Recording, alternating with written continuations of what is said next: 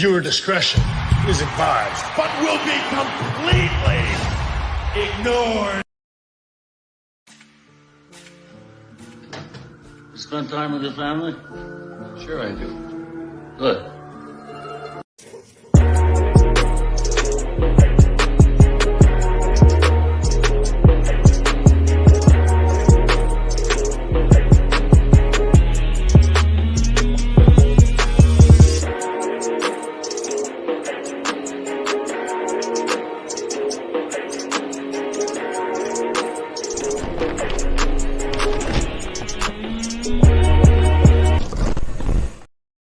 You already know what time it is. I'm your boy, your inter-podcast champion, Mr. BlackHart. Obviously, first one on the scene. Welcome to Last Week in Wrestling. Thank you guys for tuning in, slowly coming into your seats.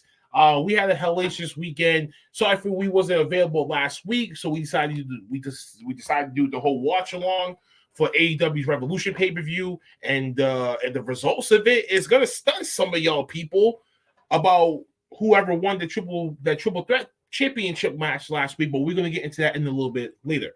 But for those of you guys that are slowly filing in and something like that, and you still trying to find something to watch on a Sunday, come over here to watch what the party's really at. Like, share, subscribe, leave a comment below, hit the notification bell. That should know what the fuck that we go live. Anytime when the programs or products go live, you already know how to fucking find us, support us every way that you guys can. Don't forget to check out every way that we are on Linktree /Off the Top Ropes Podcast. We still got to go back and reshape up some of these platforms. But needless to say, majority of our platforms is still there. No changes is going to evolve until probably the end of May, early June. Some changes will be made to some of the audio platforms, so we have to go back and restructure some stuff over. But needless to say, check out the brand ambassadors as well. Get the energy and the boost that you need with W Energy. Coupon code OTTR Mob, get 10% off. Go to www.w.gg. And of course, you know what I'm saying? Don't forget Dream Alive University to get the flyers, get out there in the streets. We're brand ambassador for them too with 15% off at dreamalive.store. You already know the drill. You want to get iced out, so decked out. Well, obviously, you'll see my chain and my bracelet on me right now. But go to Soul Lace, get yourself some merch, get yourself fly. Treat yourself, homie. We all live one time in our lives. We never sit back and enjoy the fruits of our fucking labor. So, treat yourself, ice yourself out. You know what I'm saying? And last but not least, go check out some of the merch that we got, some of the newest merch that we got on bonfire.com at the store, bonfire.com/store/Off the Top Ropes Podcast. And check out our merch, Black Arts Angels merch, Wrestling Asylum merch, the whole 9 yards. We are all there. We're all active. Support the mob by buying the tee, buying the book bag, buying the hat, buying a hoodie. It doesn't even matter, but the support really matters. I got some announcements, but those announcements is kind of already in the commercials as y'all kind of see yesterday.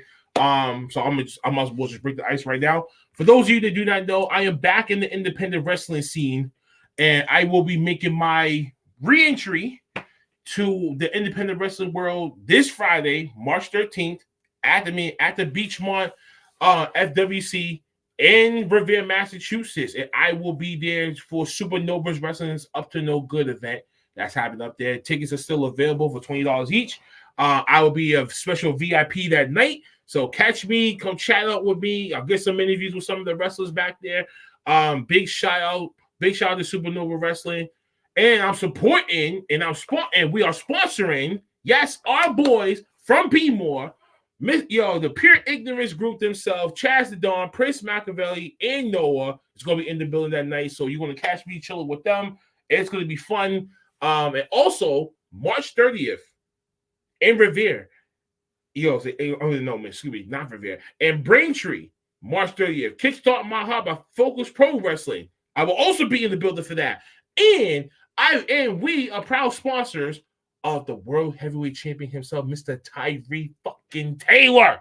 Yes, my boy, rocking the world. He's going to dedicate that fight to us, so he's going to smack the living shit out of this bitch later on, whoever that opponent is. Sorry to whoever that's calling my phone. I will get back to you later. But needless to say, let's just bring in the panel. Let's just bring in the goddamn panel. This motherfucker want to wobbles up in here, stun up in here, take a massive shit all over the place. He just steady taking L's by me, and he took a. Well, no, actually, no, he didn't. No, he didn't take the L. He tied it with me. Yes, the fat fuck himself, Mr. Masturbation himself, the cake eater himself, Mr. E Truth. Ew. What's good, cat daddy?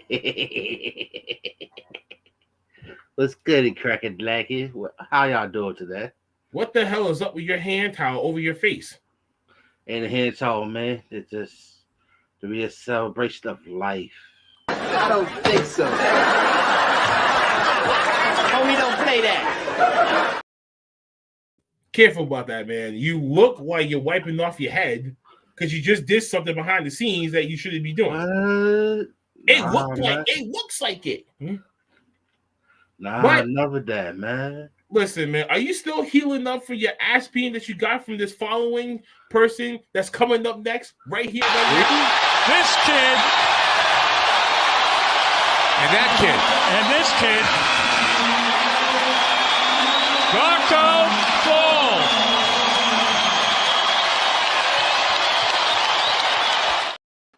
The big guy himself, the Bacon King himself, the self-proclaimed prediction king, Mr. Uncle Phattz. It's time, bitches. It's time. It's time. It's time for what? It's time. It's bacon time. It's time. It's bacon time. It's bacon time.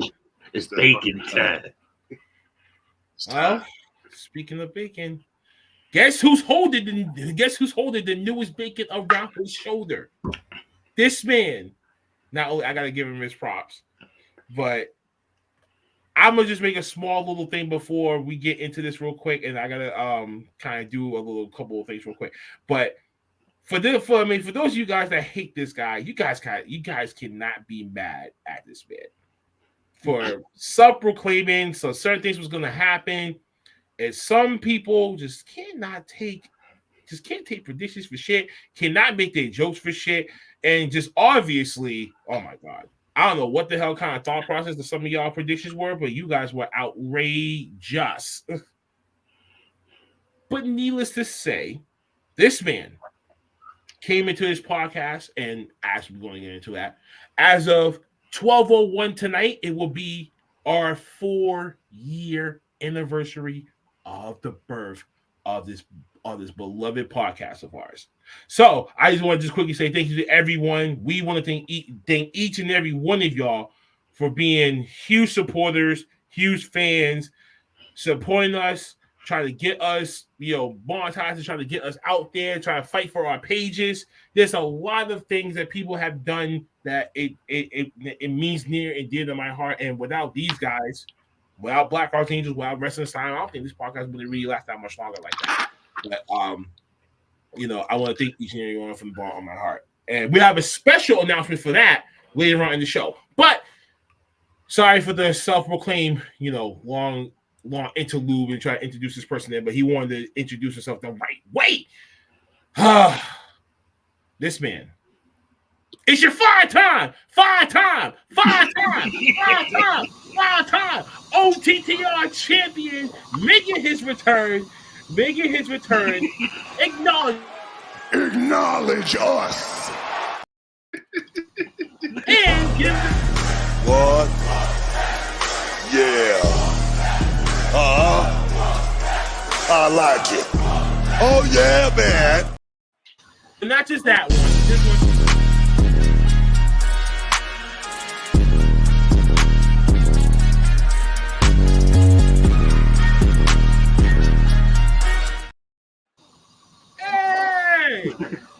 Mr. Big Mike, your OTTR champion, is actually back. That was called the Spike Championship once again. Not actually. Once again, we are here with the champion. The champion here. I told you. To this day, I don't know.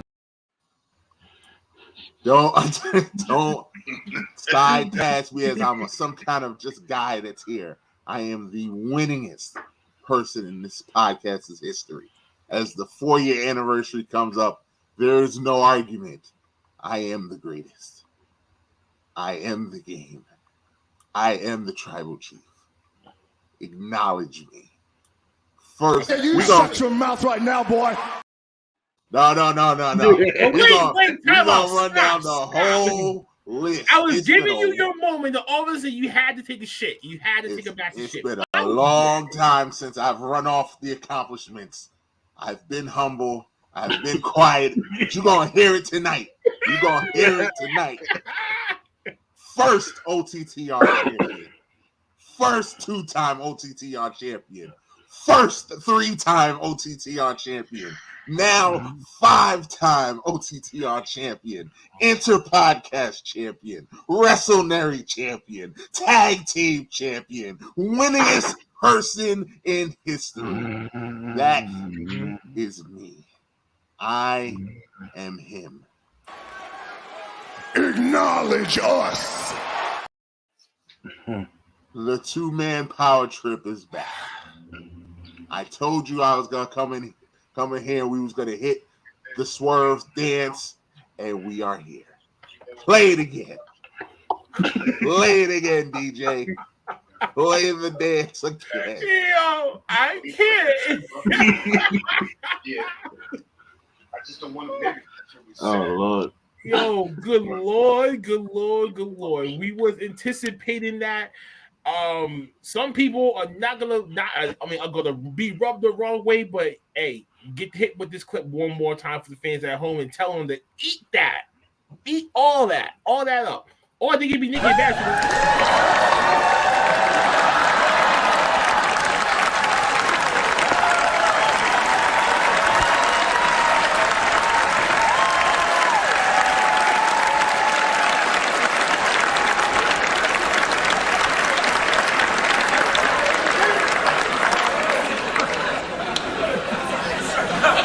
Costumes.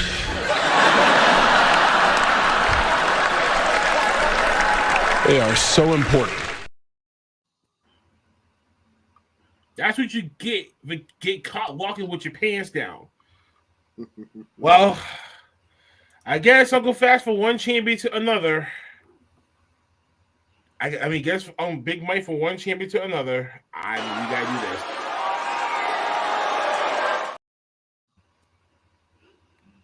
And wait a minute, someone else is knocking on the back door. The fuck? Mm-hmm. Who else is supposed to be here tonight? Y'all know? I didn't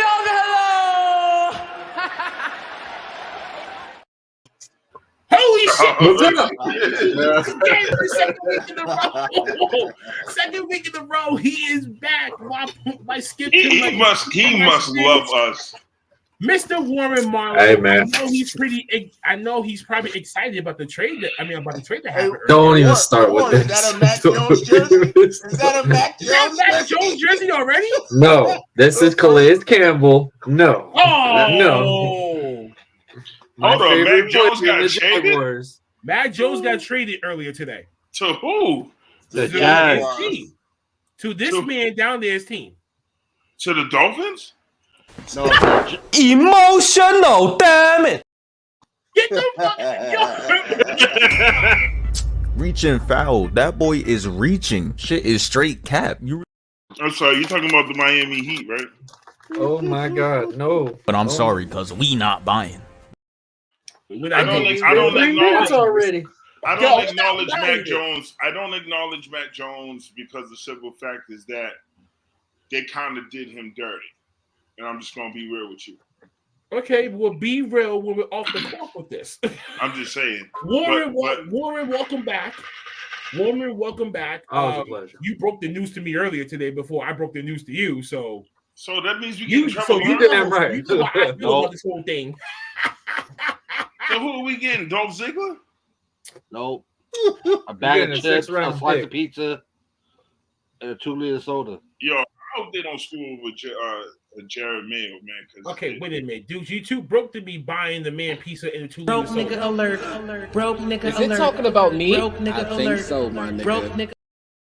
I don't need a pizza. It's more like, I just need to know that they're not gonna bullshit Mayo as the head coach. That's my only concern.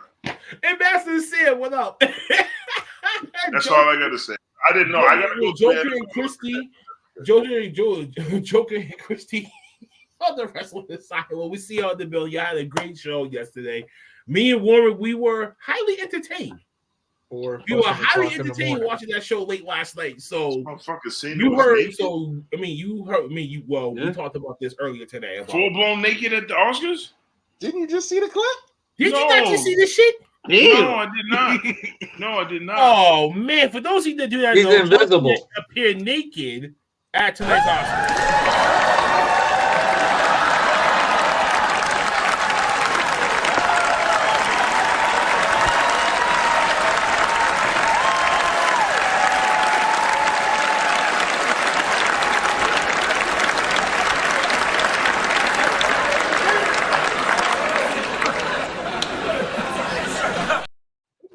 Now imagine if that was The Rock. No, why'd you have to do Boston like that? Like Massachusetts? Why you just had to make us look like a bunch of fucking dummies by doing that shit? You don't look like an old shriveled up man. What you trying to say? I don't think so. Oh, we don't play that. Sasha Banks more Boston than John Cena. He's from West Newburyport. Okay, it's not Sasha Banks though. No, we're not gonna do this. We're not gonna do this. It's that Mercedes. Big business is happening in 3 days. You brought one that that's been highly speculated to appear there. So if she doesn't show up, Warren said, and I quote, "I'm in a good mood right now. I got my arena that's gonna be pissed off."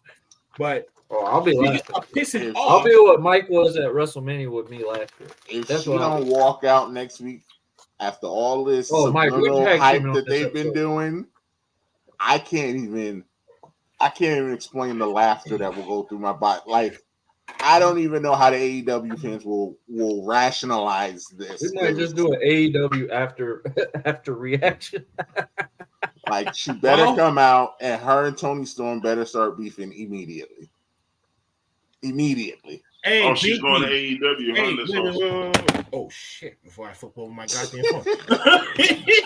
But Binky, his one message. I mean, ahead of Mercedes Moniz's debut, if it does happen, and she stay healthy enough, they're gonna put the title on her. If she gets that title and she ends up becoming injured, all that shit that you guys are talking about is for nothing. So I'm gonna wait as this whole thing manifests itself. But I wouldn't worry though. She's only had really one real major injury in her career. Like, that's the first time she's ever really gotten hurt like that. Like, she's just taking time. She's had little nicks and nats and taking time off. But like, Big Mike, how many basketball players have the same injury that keeps getting on the show for 6 to 8 months? I mean, it does derail somebody. She broke her leg. I mean, I don't know what else. Like, that's not something that just happens. Get a prosthetic one. That doesn't just happen every day. Get a prosthetic leg. So you want her to be like the one Hobbit Jobbit from the Attitude Era? What was his name? The one-legged champion. It was aggression era. Does it fucking matter? That kid that brought Lesnar F5 in the pole. Yeah, and broke his other leg. Actually wrestles still today. See? Yeah, he broke his other leg, right?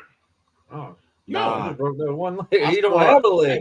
I saw an interview where he said that the original plan, one of the original plans was for Brock to throw him off the stage, off that stage.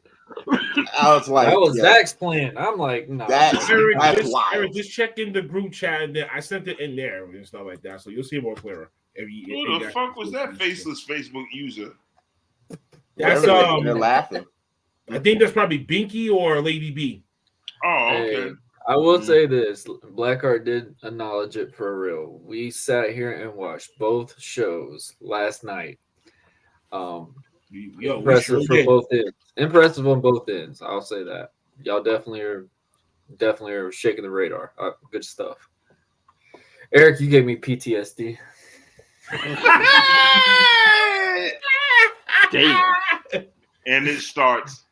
I said it with love. That's when you it know. Right now. Listen, no bullshit. I'm not trying to. It started last night for him. It's going to the only reason was it was really late at night, and bro, I always say, stay in character. I love characters, but Eric, that character, bro, it could do so much.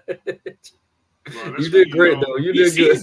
Yo, he sees it. You entertained the hell out of us on that last night, so I won't even lie. For real. I will say this: it's and it's no shot to Eric or Warren, but you know shit's real when a white person is capping on another white person. It gets me.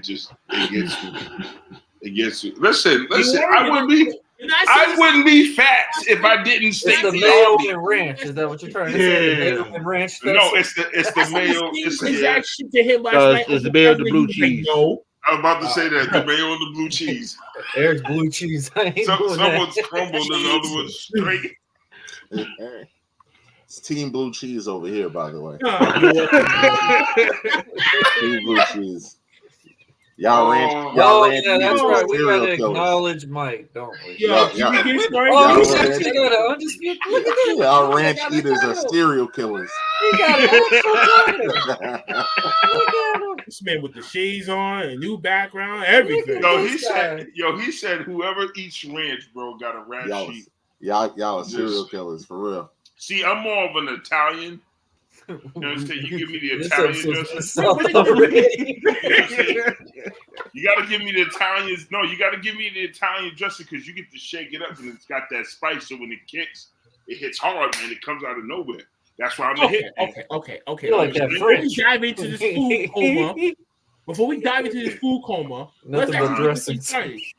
Damn. So as you guys know, shit. What happened on SmackDown? Probably shocked majority of us, but some of us probably seen this thing coming. So as you guys know, Rock is trying to play this whole authority figure and his whole bloodline, Cody Rhodes and Seth Rollins storyline ordeal was basically the final arc chapter of this book. These guys coming through, playing mind games with Roman, the whole Shield interest through the crowd all over again. Seth's trying to really get into the person's mind. But Cody embraces the fact that Rock embraces the challenge, and just when he's about to, this man just shuts his dumb ass up and basically lays down the gauntlet. Night 1 tag team match, Bloodline versus these two. If they win, no Bloodline gets involved in night 2. It's only a 1-on-1 endeavor whatsoever. But if he loses, it's Bloodline rules for night 2, which means anything goes and anything can fucking happen. Seth Rollins reluctantly accepts the offer without even thinking straight and talking to his partner. Rock disrespects the man's fucking whole family tree. So when Cody had no other choice right before the show even ends, smacks the Rock like he planned to for a couple of weeks ago. And Rock just smirks and smiles. And basically, we didn't see the cliffhanger that happened right after the shit went off the air. But when it happened off the air, he just walked out the ring and went to the back. That was a hell of a buzzer beater. Like, timing, bro. Can Mr. Cody Rhodes, Mr. Cody achieve the inevitable? Bro, oh my gosh. That's the biggest. The way that the timing was, I'm sitting there looking at it. In the building, I'll let you go first. Bro, I'm looking at the time limit. I'm like, bro, it's like 9:40 right now. Roman's just now getting to the ring. I'm sitting there, I'm like, yeah, they're cutting this sucker off at 10. There's no way. And I was looking, I was like, man, they are dragging this time. And then I'm sitting there, I'm like, oh, damn, Roman's got to get the microphone, acknowledge me. Then The Rock comes out and like, all right, another 5 to 6 minutes before he gets there. It's like, oh, man, 9:52. So I give them props. Like, they made it short, sweet, got to the damn point. Rock, the energy of the crowd on both ends. I mean, this story it's one of the best stories they've had in a long fucking time. We always talk about what the bloodline, what's the good part about a story. It's got to be music. And I mean, the stuff that they say. I won't say this though, Marvel. We've made y'all relevant in a while. From my comments about Marvel the Bloodline and Infinity War. So I'm just leaving it at that. But man, I'm just happy to see this main event. Rock, Roman, Cody, Seth. I mean, it couldn't get any better. I mean, WrestleMania. Right. Right. It's your Super Bowl of wrestling. 40 years doing this thing. Definitely Cody has to complete the fucking story. I'm not a Cody fan, but I understand where the story is taking us. And Warren, I think we talked about this the other day too. Well, no, wait a minute. Actually, it wasn't you. Oh, 19 different conversations. Yeah, I was trying to remember which one did we had the Dusty Rhodes conversation where he went to the whole inevitable story with Flair, the Four Horsemen story, and he finally achieved the ultimate dream and won the NWA title finally at last, even though his tenure wasn't long enough to really remember. So that's what they're trying to emulate that story into this. So the whole inevitable part going on, these Chiefs and Mounds and shit like that, and of course, some people is going to still put the comparison to him being in the Brown Danielson situation for WrestleMania 30 10 years prior, which it is true. But I'm looking at it from a Dusty Rhodes standpoint, where he was in NWA, chasing after the NWA World Championship. And that's why I feel like they're going to go with this. Night one, maybe these two baby faces just will lose, because you might never know what other Bloodline member that's a free agent that is out there. And how many times I've been saying this for the last 2 weeks? Jacob Fatu is still out there. Grab this man. Let him and Solo be a goddamn tag team. Oh my fucking god. Deuce will be over here beating his meat so fucking fast and make his head spin. Why you gotta put me in this shit? Yo. I said that made me poopy. I was like, what's he saying? At least you lose some of that arm titty. So I had to throw you in there. At least you'll lose some of that arm titty. Oh shit! Here we go again. He's the biggest tag team specialist here. I know he will appreciate that combination right there. Or if WWE gets both, actually, if they get Tama talking now, he's a free agent and he's bound to go over there. Jacob Fatu, he's still over there along with Ziti. There's 3 Samoans that's out there that you can build a fucking trio against. What? You mean Zilla? Give me that Zilla, shit. there's Hawaii. Juicy is out there as free agent. Rock's grandma is getting inducted into the Hall of Fame too. So a job, bro. Let's just say that much. But I think they're going to make Cody Rhodes go through the whole fucking ordeal. Night 2, he got to molly up every single Samoan the fuck alive in order for him to get the one-on-one final 5 to 7 minutes with Roman to kind of illustrate the final exclamation point. But if he does not win, just know they're going to have Roman beat Hogan's record by September. Fuck that. That's all I'm going to say about this. And I'm going to pass it over to your OTTO champion, Mike. I mean, it's all set up for Cody to finish the story. But boy, I'm telling you, just like BlackHart just said, that Hogan record's very obtainable. And like we said before all this started, before the internet wrestling community lost its mind, he was going to fight The Rock so he didn't have to defend the title, so he could get to Hogan's number. So y'all want Cody so bad, but if the end result was always going to be he gets to Hogan's number, you're going to be mad when he gets to Hogan's number. But as for SmackDown, I mean, I don't know about y'all, but The Rock is just showing us why there's levels to this.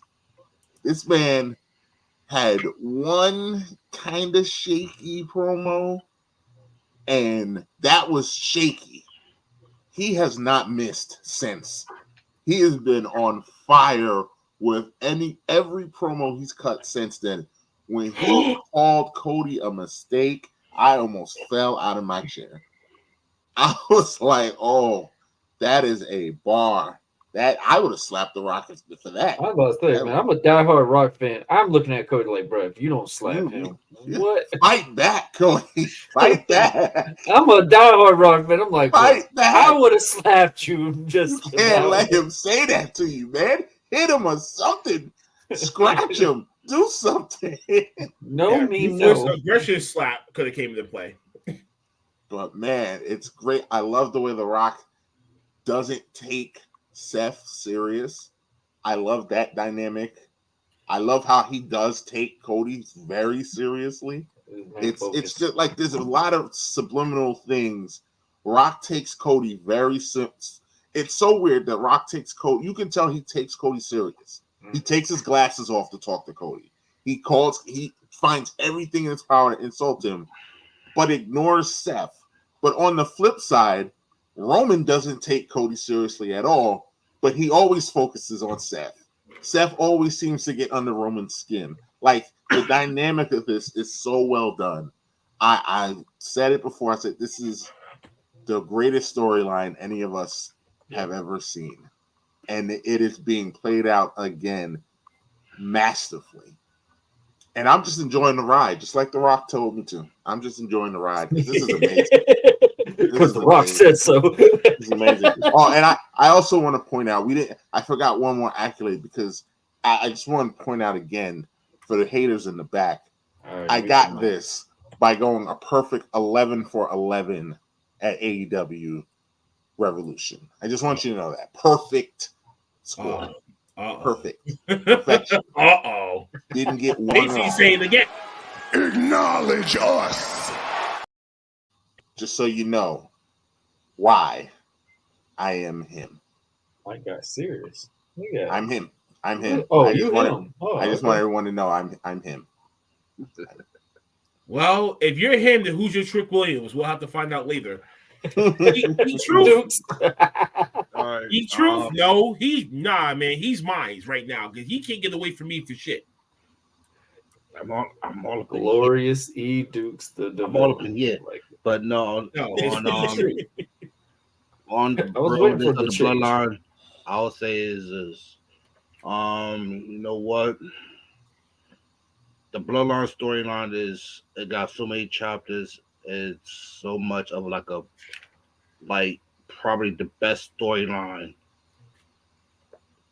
right now that we haven't really seen in years.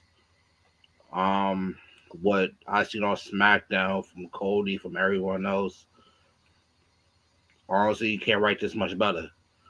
And it's more of something that's kind of like got me thinking, you know what? I could see it like this, and this is just my opinion and my prediction. I could see Cody and Seth losing night one, and Rock helping Cody in night two, where he sends everybody in the back to have the actual one-on-one, and where it sets up for Rock and Roman for WrestleMania 41. Because that way, at least by WrestleMania 41, Roman don't have the title. And that will give everybody that match that everybody been talking about. Roman, Rock. Who's the head of the stable. Now, the only thing that gets me was, if everybody seemed not to forget what Cody said once he was sitting there talking about to Roman, I'm taking everything away. I know someone that's close to you that kind of knows everything about you. Who's the only one that could actually manipulate the whole entire thing? That could what?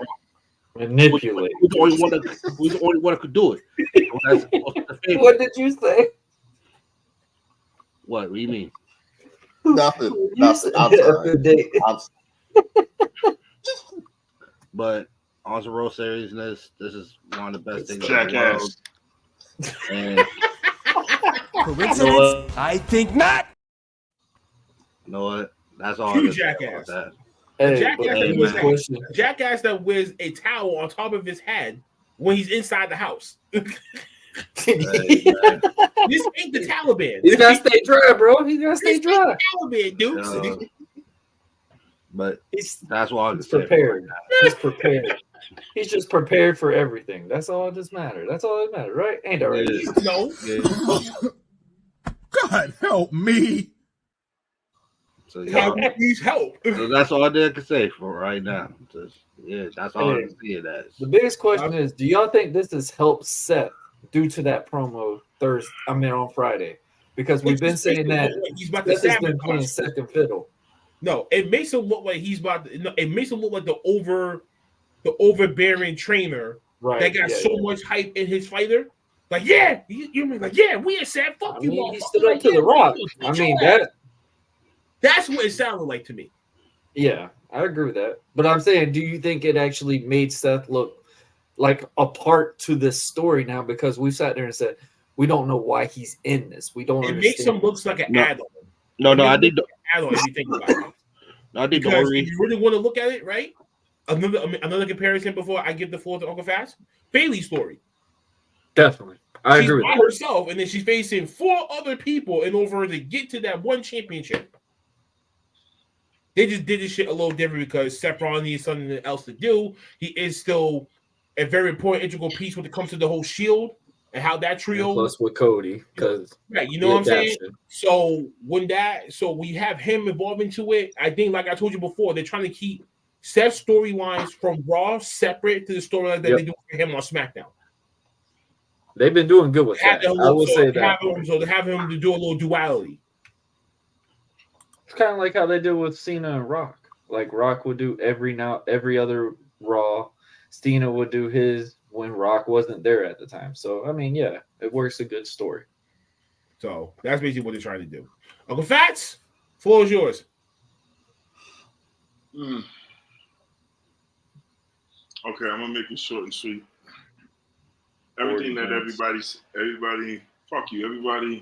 what everybody has said. Okay, take all that, push it together, and throw it in the trash. Okay. This is what's going to happen. It's either 2 things. It's either some way by hook or by crook. If Cody wins, then we already know what the situation is. It's not going to be a fair fight no matter how you look at it. Okay? There's too many intervals that come into play. First and foremost, you got Triple H. Okay? Ever since The Rock came in and started interacting with this whole Bloodline thing, and after that smack claiming his power, he has been on an egotistical power trip. And for him to state for the past couple of weeks that there's nobody in the WWE that can tell him what to do, you fail to realize that even though he ain't wrestling, you ain't going to cross the game only but once. That's 1. 2, we always waiting for that slap. We was all waiting for that receipt. Cody hit the nail on the coffin. Big Mike, I agree with you. The Rock has been on fucking fire with his promos. I can't stand The Rock because I'm a Stone Cold fan. Fuck The Rock, but I respect his caliber. Okay? It hurts. So I know it hurts, but it's all good. Third, if they lose at night 1, this is how I feel it's going to happen. All hell's going to break loose. Okay? Because right now you have 4 against 1. And maybe 2 because I think Seth Rollins is wrestling Drew McIntyre, right? WrestleMania, right?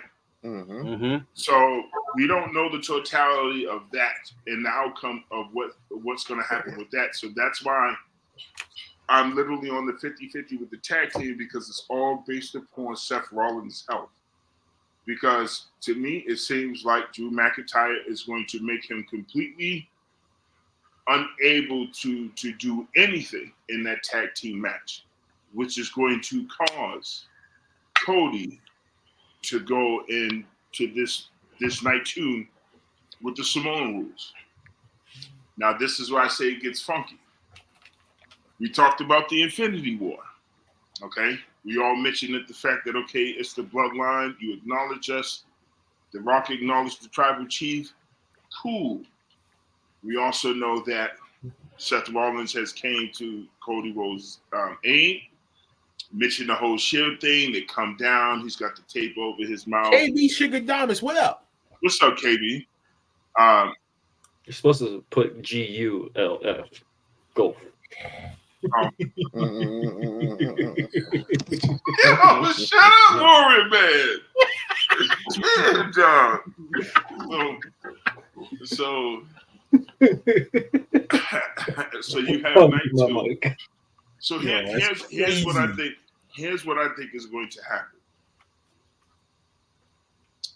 If they lose the tag team match, it's going to be some more rules, right? So they're going to go against each other. They're going to do their thing.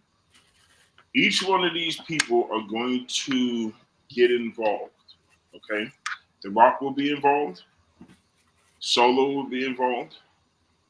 Jimmy will be involved. This is where I could possibly, I will probably see Seth Rollins depending on his health. I can see Randy Orton and KO coming. But we're forgetting about one secret person out of this whole entire situation. Listen, that man that you're thinking about sold probably what 5 point something billion of shares. You said what? He from back. Glass bricks. That motherfucker that made about $540 billion last year.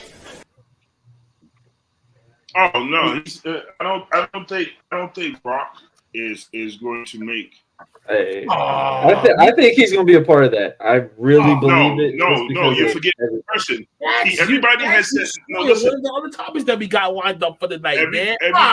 Everybody, listen. Everybody has said. Everybody can say that, but everybody has overlooked one person.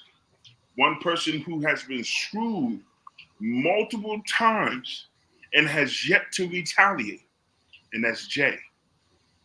True. This would be the perfect time.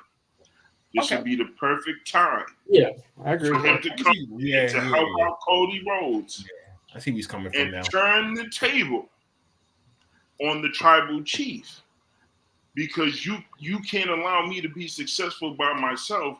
You still letting my brothers come and interfere in my matches, and I let y'all be. So now the main event got to come in and show you why. They call me the right-hand man. No disrespect to you, Rock, but fuck you, Rock. I was here dealing with Roman while you was out doing movies, while Jimmy was out doing his thing, while Solo was gathering whatever. I was the one that's being put through the trenches, and then I left on my own, out of my own reasons. And no matter how far I get, I got Jimmy and I got Solo. That's why he's the MVP. That's why he's the GOAT. The GOAT. So about to be part of the family, just like how he did with Sammy, and he said, "Oh, I'm with you," and then kicked him in the face. Receipt. I owe you a receipt. Roman, I owe you a receipt. So if that means, like Eric said, if that means going back to the statement of Cody, I'm going to take everything away from you. I'm starting with your cousin Jay, and by bringing Jay over to SmackDown, he's at peace. He can be the main eventer. But until you don't leave him alone, you're going to have to, there's receipts that need to be paid. And what better way than to pay it back? Basically, he's still got ghosts that he's chasing away from. In order to rectify himself, he got to beat the True. Payments. But Cody does throw shots on him saying, "How's Jay doing?" every time they do a promo. So yeah, because that's how I've always said they've been playing playground with that. You who made this? I think it was BlackHart. You made the statement of how when Rock talks, when he talks, he takes his shades off and he talks to Cody. Doesn't pay no mind to Seth, and vice versa. We have to remember that there's history between The Rock and Cody. Being, coming from back then in the day when Dusty was still alive, being part of WWE and the whole nine. And then the family lineage, okay? Compared to Roman and Seth, you're talking about two guys who came out as a fraction, one of the most dominant fractions in WWE history. And then for that to kind of unfold and have some type of nostalgia with them walking out from the crowd, and then you see the smirk on Roman's face like, come on, are you serious? You're still not letting this shit go? So obviously you definitely getting underneath my skin. You're not getting under the Rock skin because Rock doesn't really give a fuck about you because you haven't really done anything for him to be like, okay, wow, compared to Cody. Cody has more of a significant closeness to The Rock because of the family and because of the fact that he's been in the business longer than Roman and Seth Rollins. So there's a lot of history and admiration and respect when it comes to the family dynasty or lineage, if you want to call it, in the wrestling business. That's how I see it. My only thing is my last statement, is just be careful of Jay. Whatever Jay does, that's who's winning the title. That's who's winning the title.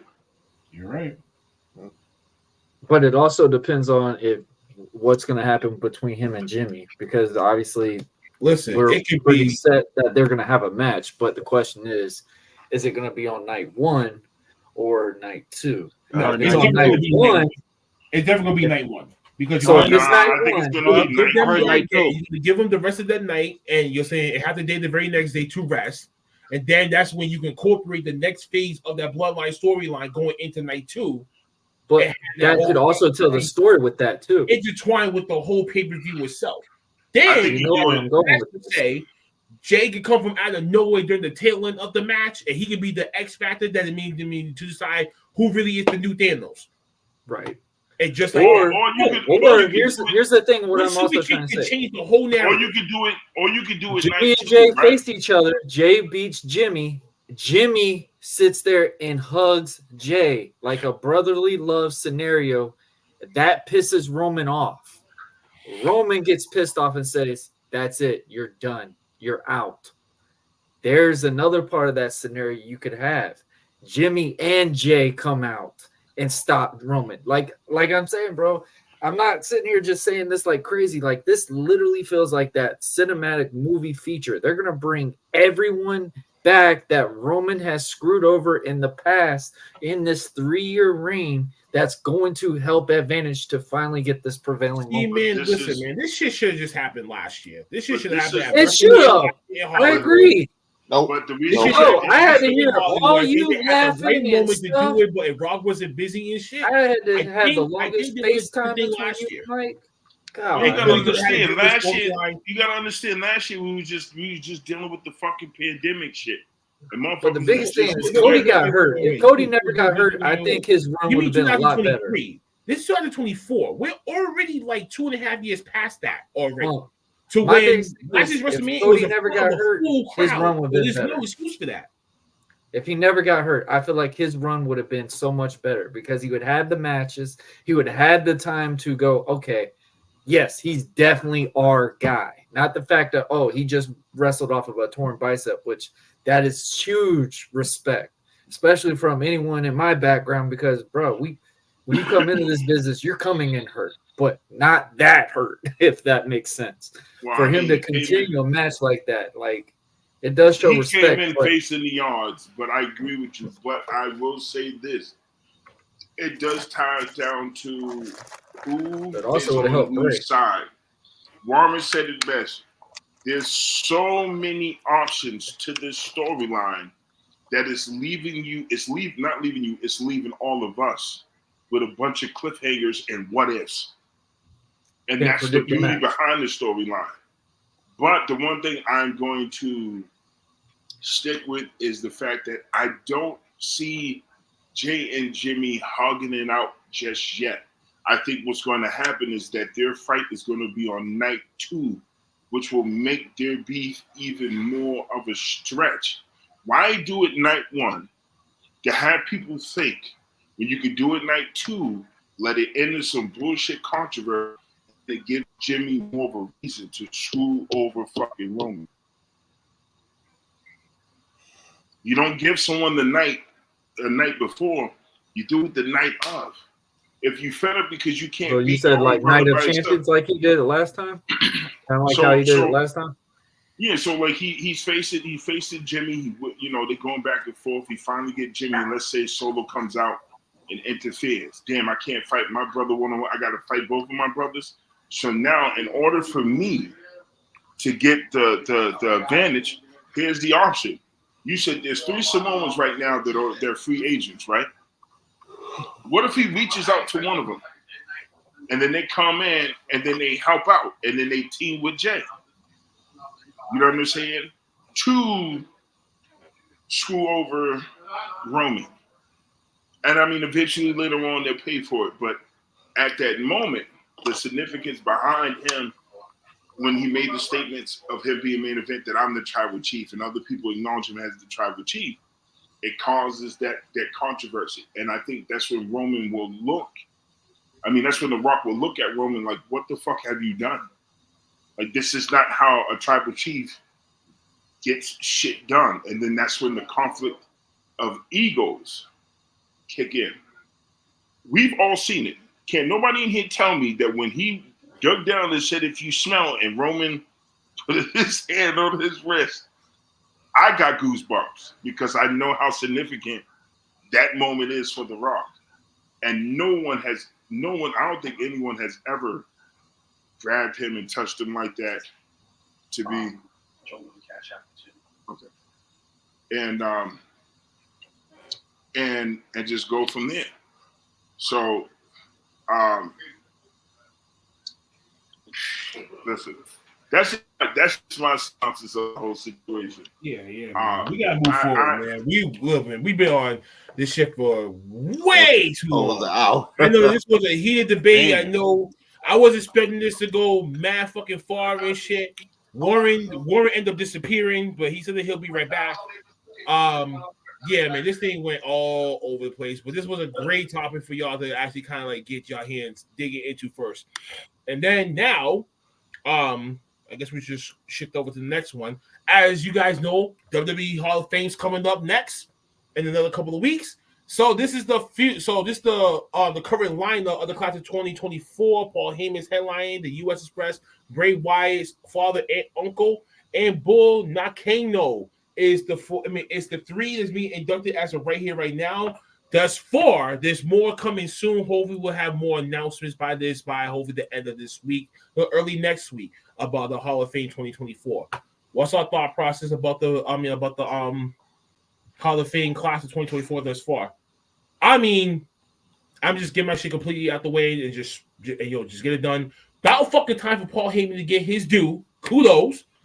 Bull, more likely, should deserve it. I mean, I know BlackHart Angels, they talked about that whole yesterday, the misogynistic view of Hall of Fames in WWE, how there's not many women wrestlers in these certain classes. So I kind of do agree with that, but I also would have to say there wasn't a lot of women wrestlers back then in the 70s and the 80s that was doing 10, 15-minute, 20-minute matches the way the hell we're seeing it now, and how they're main eventing live TV shows, house shows, and even pay-per-views. So it's a huge evolution from 44 years ago. And the U.S. Express, that was long overdue, and that was a very great choice. I think no one would have even thought about even consider inducting into it. Now, a lot of people, they might have the speculation about, well, what about Bray Wyatt? I honestly think it's too soon for Bray Wyatt to get into the Hall of Fame right here, right now. Give Paul Heyman the headliner's honors, because it's been long overdue for him anyway. After a year of Bray's passing towards that stuff, then consider doing that, because it's still brand new, it's still fresh, and if we do it right now, it's going to feel like a charity case moment, and we don't want, and that's what we're going to look at, and we're not going to like that. So please, WWE, be smart about the Bray Wyatt thing. Wait till next year. Give Paul Heyman the headliner's role this year. That's all I gotta say. I agree. Go ahead, man. That face said it. I agree with you. Paul Heyman, long overdue. I'm glad. I can't wait for Heyman to get inducted in his speech, and it's going to be great. I agree with Bull McConnell. She does deserve it. She's one of the few women, like you said, back from the 80s, 90s, really is when I know from her wrestling is the 90s. But I mean, she won a match at WrestleMania, I believe. So, yep. I don't have a problem with that. My problem is the U.S. Express. Okay. I have no problem with Rotunda getting in. His IRS character is a legendary Hall of Fame character. Mm-hmm. I don't know about U.S. Express. Like, I get it. Both of them individually should be in the Hall. But that tag team, like, who remembers that tag team? Like, trash. They weren't. Only really people that would know is people that grew up in like the 70s and the 80s territory days. And I get it. So that's like Uncle Phatt's era. That's like Uncle Phatt's era. Like, you know, fuck you. I was born in the 80s, motherfucker, and I'm just gonna tell you, But even didn't back then. you- no, wait. But didn't you say like the 80s wrestling is something? It was something that you grew up watching first Yes. before the latest shit came later? Yes, in the U.S. So that's Express, why I said that. and the U.S. Express was not one of those tag teams. That So was if you watching Smokey, so if you wasn't watching Smoky Mountain Wrestling, maybe Jim Crockett Promotions back then. Some people probably won't know who they I are. was on the NWA's on You know what I the mean? NWA bandwagon and the WWF. And just like Mike said, the only one that you remember was IRS. All right, So- you know what? Like, Go ahead. Go ahead, what, Mike? no, I'm just that was really it. Like I don't have a problem with either of them being in the hall. Like it's not about them being in the hall, but like US Express is not a Hall of Fame tag team. No, Like, they're not. I can think of a lot of tag teams that I would put in the hall before I would put them in. All right, Well, that's all I'm saying. I'll say is this: a great class so far. Bull, she represents basically all the Japanese type of female wrestlers. So the how like Asuka, Kairi Sane, KB, who was in Money Inc. besides IRS? Who was the one next to him? $1 Million Money Man. Inc. They had $1 like a Million lot Man. of people. $1 They Million Man. had a lot of people from Money Inc. IRS, Ted DiBiase, King Kong Virgil. Bundy, Tatanka. Who's the other one? That was the corporation. That was not the $1 Million Corporation. Oh, okay, all right. and Money Inc. was just the tag team. And Yeah, Virgil, Money Inc. was the tag team. and So Virgil who's was tag the team? slave. Virgil was the slave. So wait. So all right. So wait. So when it R.I.P. comes to Virgil. Money Inc., who was IRS's tag team then? Who was $1 Million IRS's tag Man. team? $1 Million $1 Man. Million Man. Really? Yeah. It was $1 Million Man.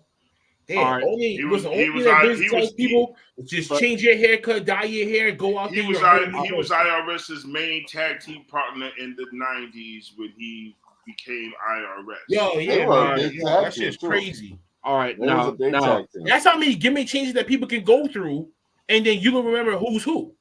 Now, let me say is this. Now, I hear what everybody say about Paul Heyman, well deserved, but there's one thing that everybody keep on forgetting. Where is WrestleMania at? Philly.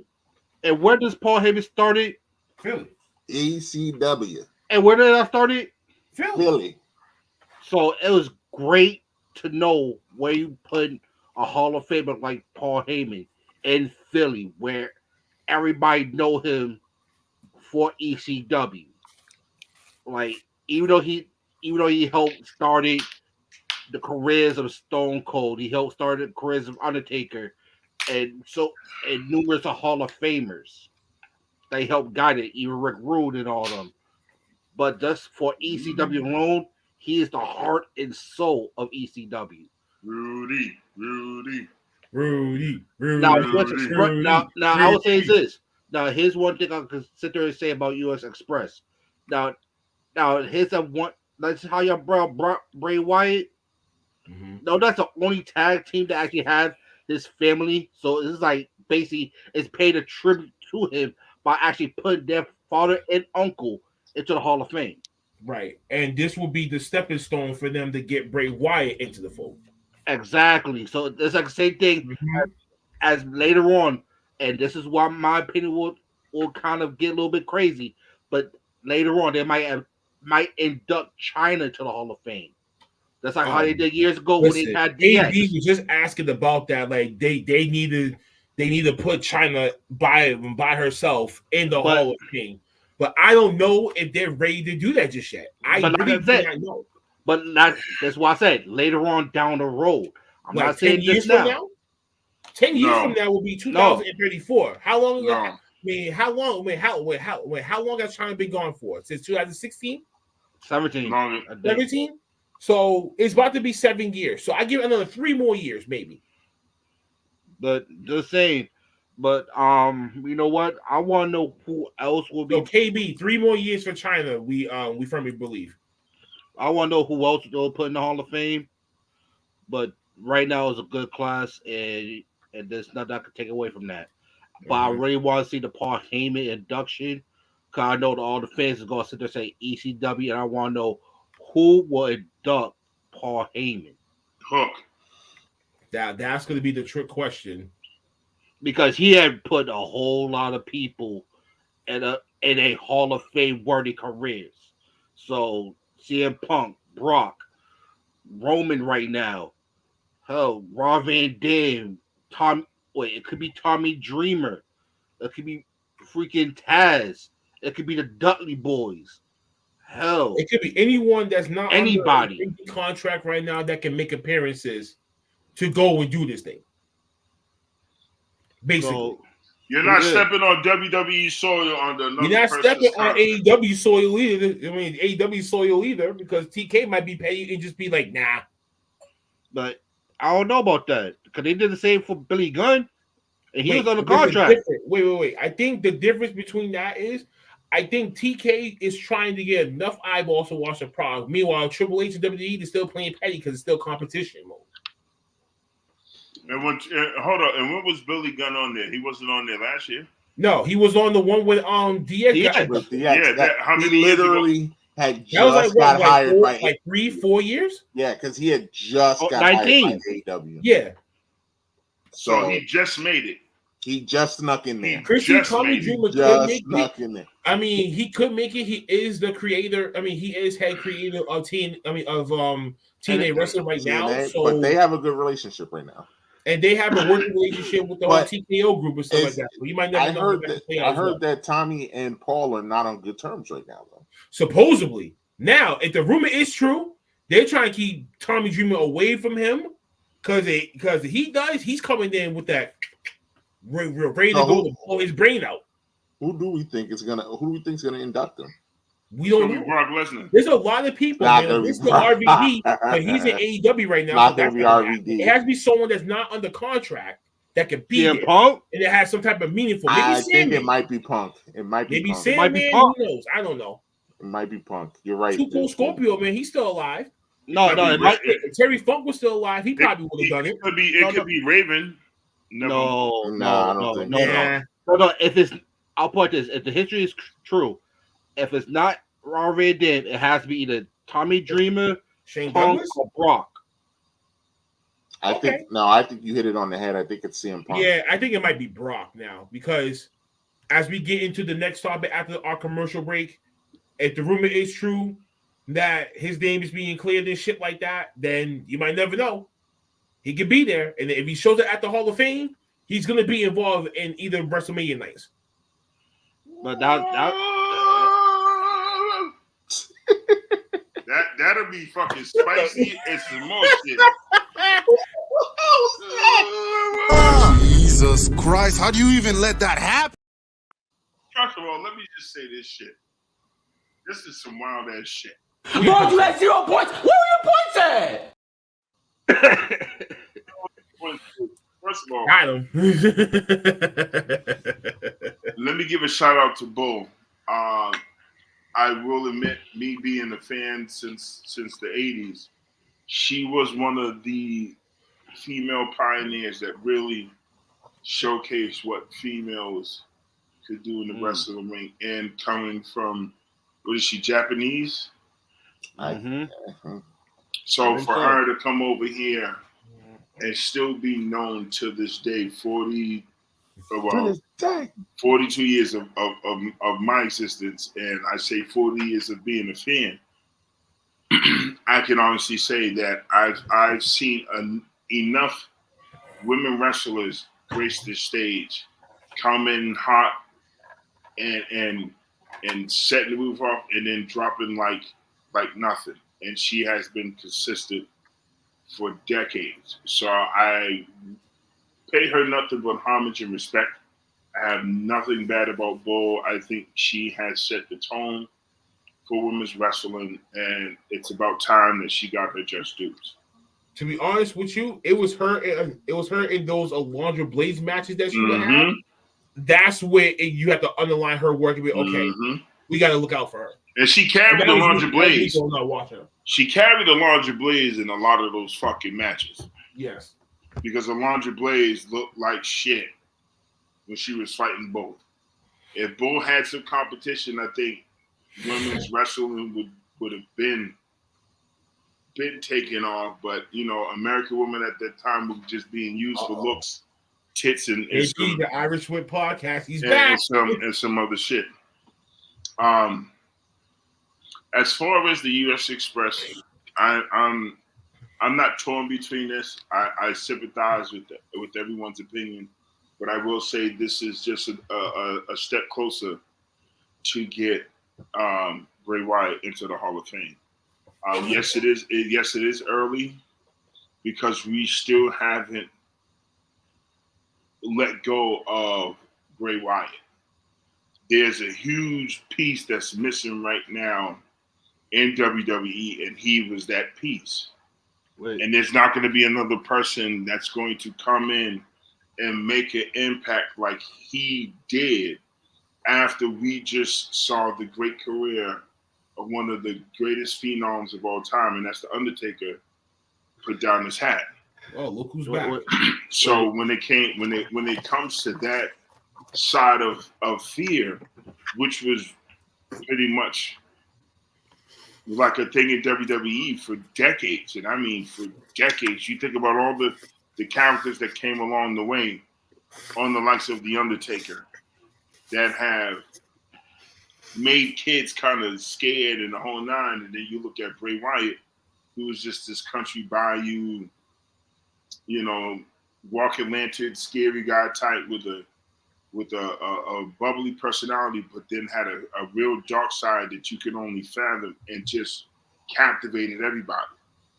So as fans, him not being here, it really fucks up the whole dark side of wrestling, because now we have to deal with whatever we're getting thrown with. And sometimes we can't control fate. It just lets shit happen. But outside of that, that's the only reason why I'm not really digging in U.S. Express. To me, they were a trash team, but because of Bray Wyatt and IRS and who was it, Wyndham? Mm-hmm. Them two guys alone, outside of Bray Wyatt, individually, were great wrestlers. We all know that. They got a lot of accolades, but I think because of, like Duke said, because they're related, it's the relation of uncle and dad, it only serves right. Now, Paul Heyman, I will say this.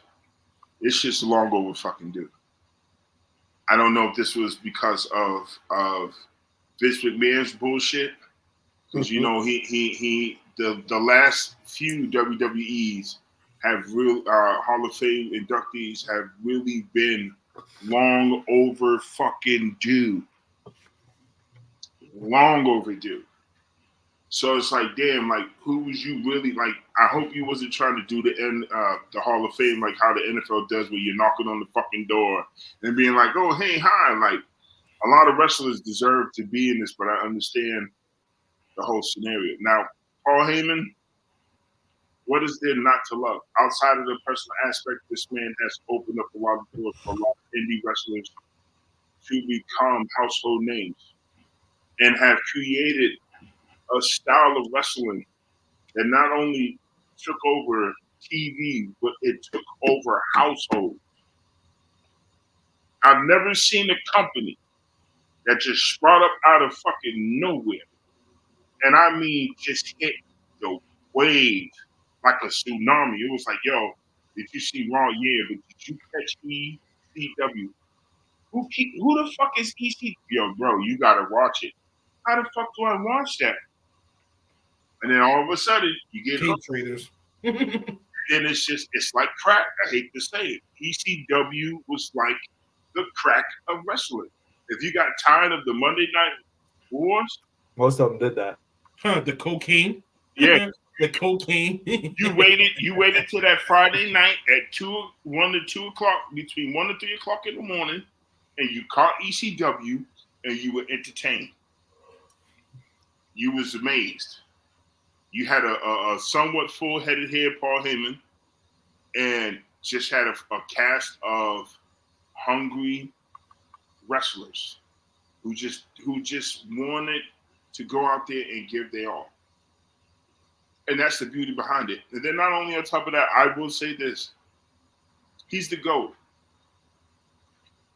I ain't gonna deny it. I don't care what everybody else has done, for him to come in and do what he's did in this business, and then to manage nothing but title-winning wrestlers, he's the GOAT.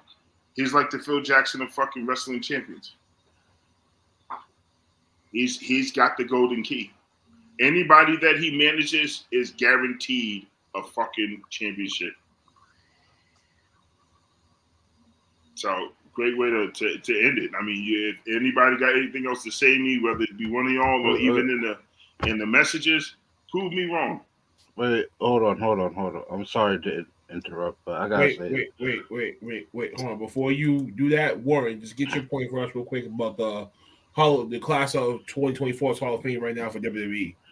I mean, U.S. Express, long overdue. I think a lot of people take a little under consideration. Like, yeah, they weren't the Midnight Express like everybody thought they were built up to be, but they did their own thing to stand out. I mean, I talk about it all the time, man. I talk with the trainees I'm with. Watch Barry Windham. Barry Windham is a very smart guy to work matches left around. And Windham, man, and Windham is very underrated at times, and it's crazy now. We're looking more focused in watching what everything the Windham family has done in the past, due to Bray Wyatt, due to his brother, and stuff like that. So, I mean, shout out to them. Bull Nakano, I told you personally, I didn't know who that was. I watched some of her matches. Girl could throw some hands. I will say that she could throw some hands. And then, of course, then we got Paul Heyman. Say it with your chest, sir. Say it with your chest. All right, Phattz. You shut your mouth right now, boy. I ain't no boy, but okay. Big boy. Big boy. You praise Paul Heyman, but I'm gonna give what's Rock say? I'm gonna give it a little gospel. All right, so Paul Heyman's been on TMZ, and he's been adamantly saying that he's turned down the Hall of Fame over 7 times. He just felt like if they put him into the Hall of Fame, he feels like that means after WrestleMania he's done. Obviously now with Roman Reigns, he obviously knows there's nowhere he's going. But if you think of Paul Heyman, you got to think of guys that he has created. Brock Lesnar. If you think about people that was a bunch of misfit wrestlers that literally could not handle a shoelace in anything when it comes to the old originality of pro wrestling. Yes, I have said it. I will say it all the time. ECW wasn't known for pro wrestling. There were not really that many pro wrestlers off of ECW. Paul Heyman put you in a representation because of the time that he worked with NWA, WCW, guys like that are in the past, to get his resume to work with people that like, hey, I've got something different. You didn't get to WWF. You didn't get to WCW. Come on over here. We're going to have a little bit of fun, but my fun is a lot different than what you've experienced. Basically saying just like not on my watch. I mean, meat grinder, light tubes, you're bleeding every night for maybe $15 a night. I think what it was, $15. Yeah, $15 a night in a pro wrestling mantra. But I mean, he changed it up, man. He made guys like Sabu. He made guys like RVD. He gave guys representation to come in there. Tommy Dreamer. He made Sandman believable as a character, bro. Like, he transformed them. He revamped them at ECW, and he's still going to today. As the Steve ECW Austin originals. Steve Austin. I mean, he's done a lot for wrestling. Give him a microphone, talk about how you feel, and he went the fuck off. I mean, it wasn't for all he was always about controversy. Never got to WCW or WWE. Yes, that's one thing that they did do. They stood out compared to what the next person was. But I mean, it's good for Paul. I mean, Paul is a character. The stuff that he's working with. Even Pillman as well. He did a big thing with Pillman. He definitely did a big thing with Pillman. And, of course, we're not even talking about it. The woman wrestler, even though she tries to remind everybody on the planet, Francine was built based off of Paul Heyman. So, I mean, shout out to him. I mean, it's long overdue. It's good to see. And now, what's going to be next? Who's inducting him? What's going to happen? It's going to be next to Dookie. Hurry up and get your point. Come on, Dookie. No. Real quick before we go to commercial. All right, two things. One, everybody forgets about one more thing with Paul Heyman. He started a SmackDown 6. Yep. Mm-hmm. Like the Benoit, Kurt Angle, Eddie, Edge. I think it was Chavo too, right? I believe it was Chavo. Edge, Ray. It was Edge, Ray, Chris, Eddie, Chavo. London. Kurt Angle. What's the fifth one? And there was one other one that we missed. And this whole thing about Bray Wyatt about not being inducted right now, it's kind of crazy because I think I do remember. Did WWE inducted Eddie Guerrero after he passed? Yeah, but they didn't induct his dad or anything, bro. They don't want to overshadow it. You see? Yeah. You don't want to overshadow Paul Heyman's with Bray's. But that's exactly. but that's kind of the thing. Like, yeah, they inducted Eddie Guerrero when he passed, but they're trying to be black without being black, bro. Let's just face it. But Dukes, where was it that he was inducted in? This is the BET Awards. What you expect? Where was it where Eddie was inducted in? To the Hall of Fame, right after he passed. What location? Get the location. No bullshit. Was it Texas? You talking about with Eddie? Yes. Yeah. Like, where was the Hall of Fame induction at when where was the location where Eddie was inducted to the Hall of Fame? It was in Texas. Exactly, right there. I read it. Oh, it was in Texas. That's where Eddie's from. But how long did it take? After he passed, I think it was like 6 or 7 years after he passed. No. Which WrestleMania was it? A little time. Oh, no. The last WrestleMania he was on. Yeah, man, you got to give a little breathing time too, because it's still fresh. Yeah. But what I'm saying, it wasn't until like almost like 6 or 7 years after he passed to where they inducted him, right? No, right after. Eddie was immediately. Well, okay. Eddie was. They were going to do Benoit's, and then Benoit, you found out. And then we found out. Yeah. Situation. You know what happened next. I think Eddie's the only one they did immediately, though. Well, see, because his was natural cause. His wasn't no.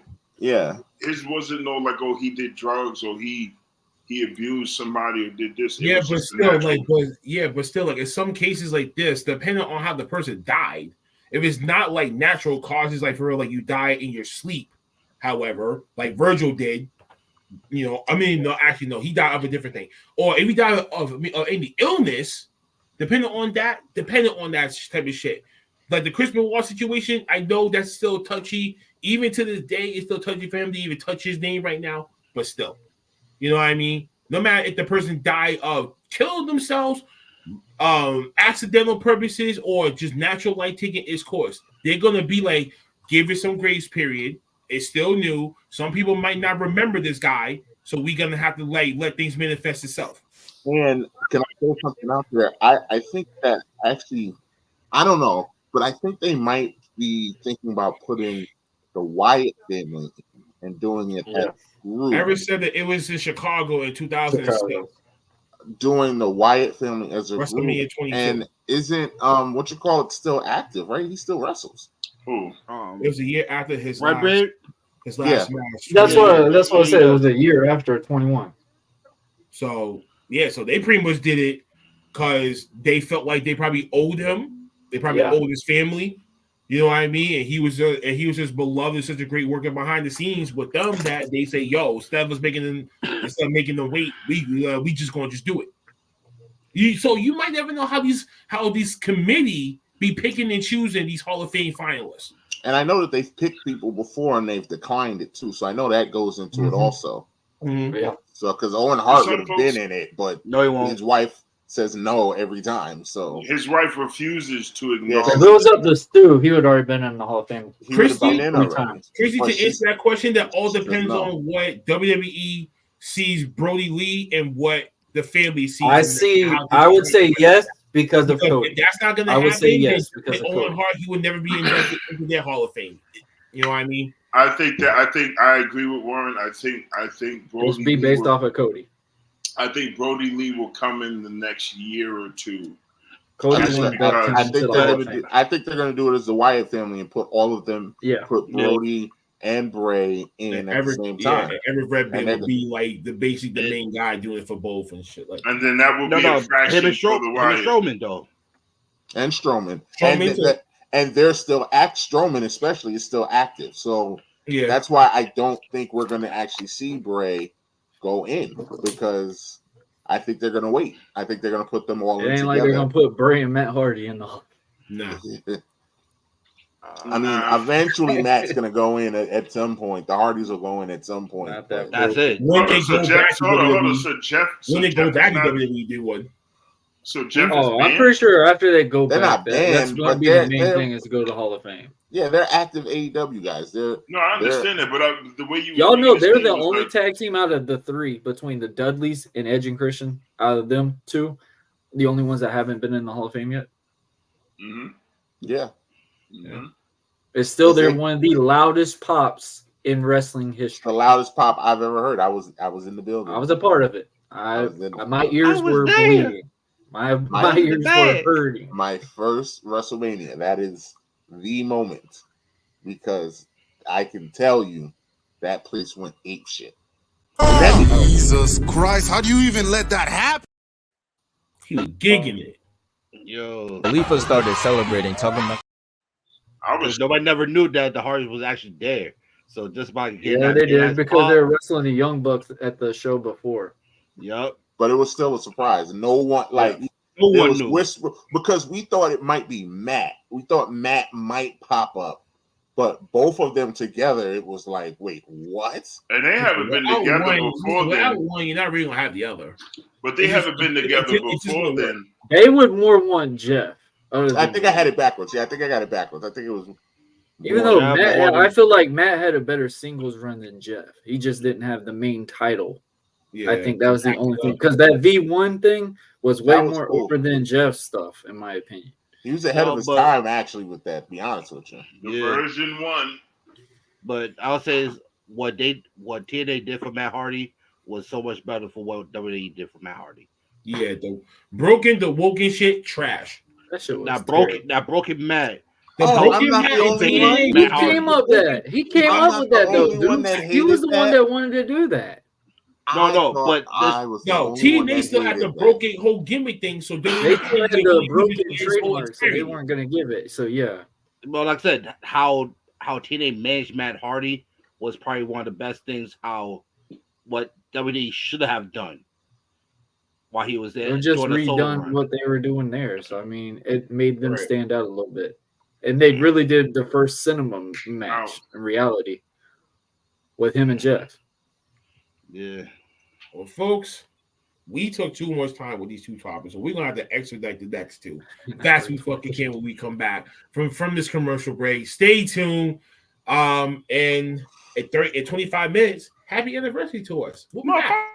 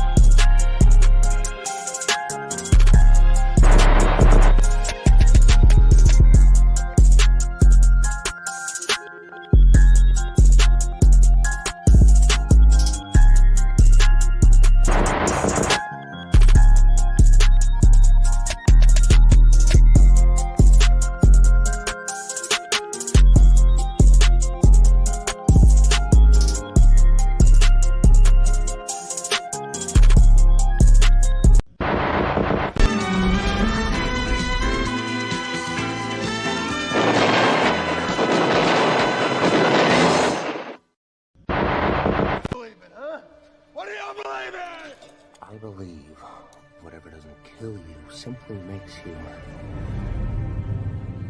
a stranger?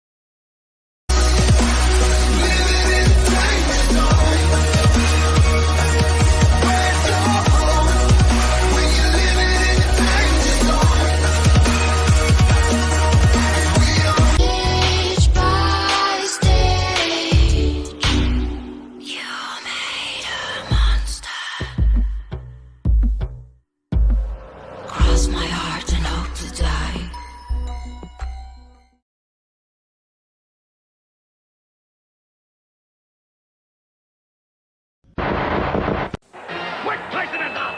Soldiers who will have guts enough to stand between Hulk Hogan and the Macho King this Friday on the main event. Live. When you have nausea, hypertension,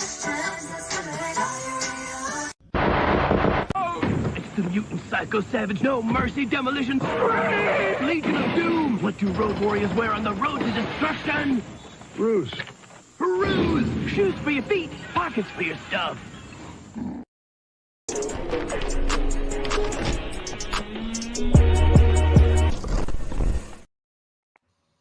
Oh boy, we back. Hope that commercial break actually, helped us, go to the bathroom, get some drink, you know what I'm saying? Get your little 2-time two-step in. Shout out to Supernova Wrestler. Shout out to Focus Pro Wrestling. You will catch me in the building for those. Shout out to Tyree Taylor. Shout out to Pure Ignorance as well. So we're gonna shift real quick to what happened on Wednesday with Okada. Kazuchika Okada, the Rainmaker, is now officially All Elite.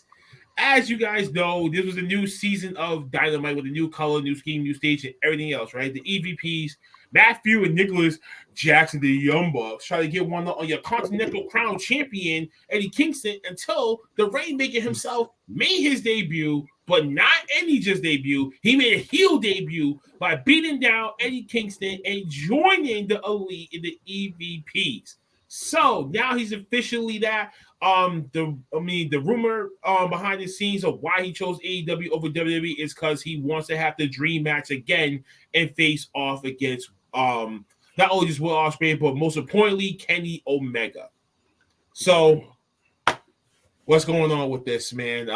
What's our thoughts on Mr. Okada, the Mr. Rainmaker, now being All Elite and coming as a heel?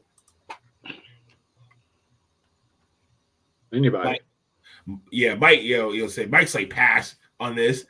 Well, no, I'll go because no. The reason why I said it because your face was so like no, my face was like that because the pod chief, right there. There's no secret. I know some AEW fans are not gonna like his response, but go ahead. They're not, but it's the truth. Yeah, I got you. So coming into this podcast, everyone.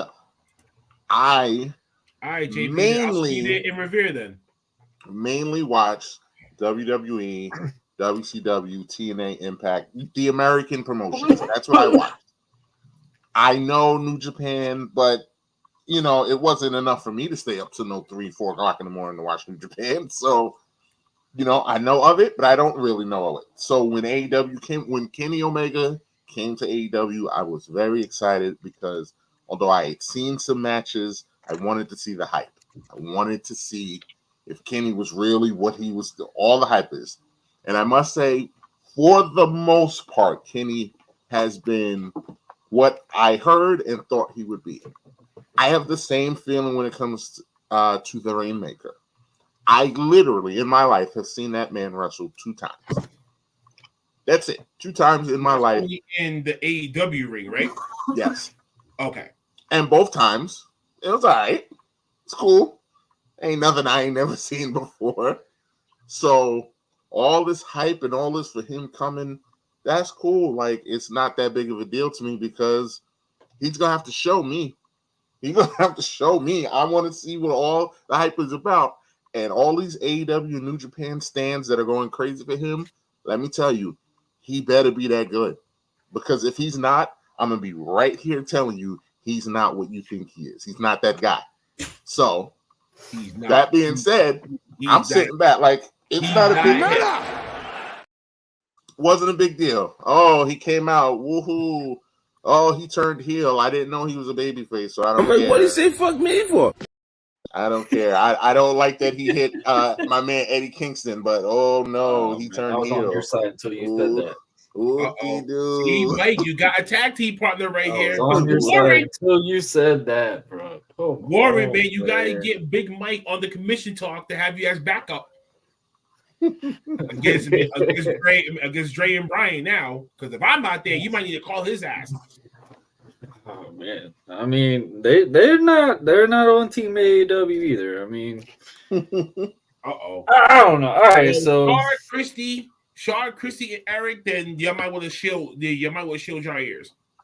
All right, well, Eric knows how I personally say it, and I think he could respect a little bit of it when I'm saying this. Mike said it perfectly at best. He waited for Kenny Omega to come to the U.S. audience so he could see what the hype is. Yes, I get it. Yes, you can find these wrestlings outside of the world and stuff like that. And BlackHart and me have been very adamant on these things too. When I got into pro wrestling, getting into the independents, I only knew of WWE until I watched 1,000 Ways to Die and I saw TNA. Not going to sit here and lie to y'all about it. I'm not going to sit here and go, oh, I watched TNA from the day beginning. No.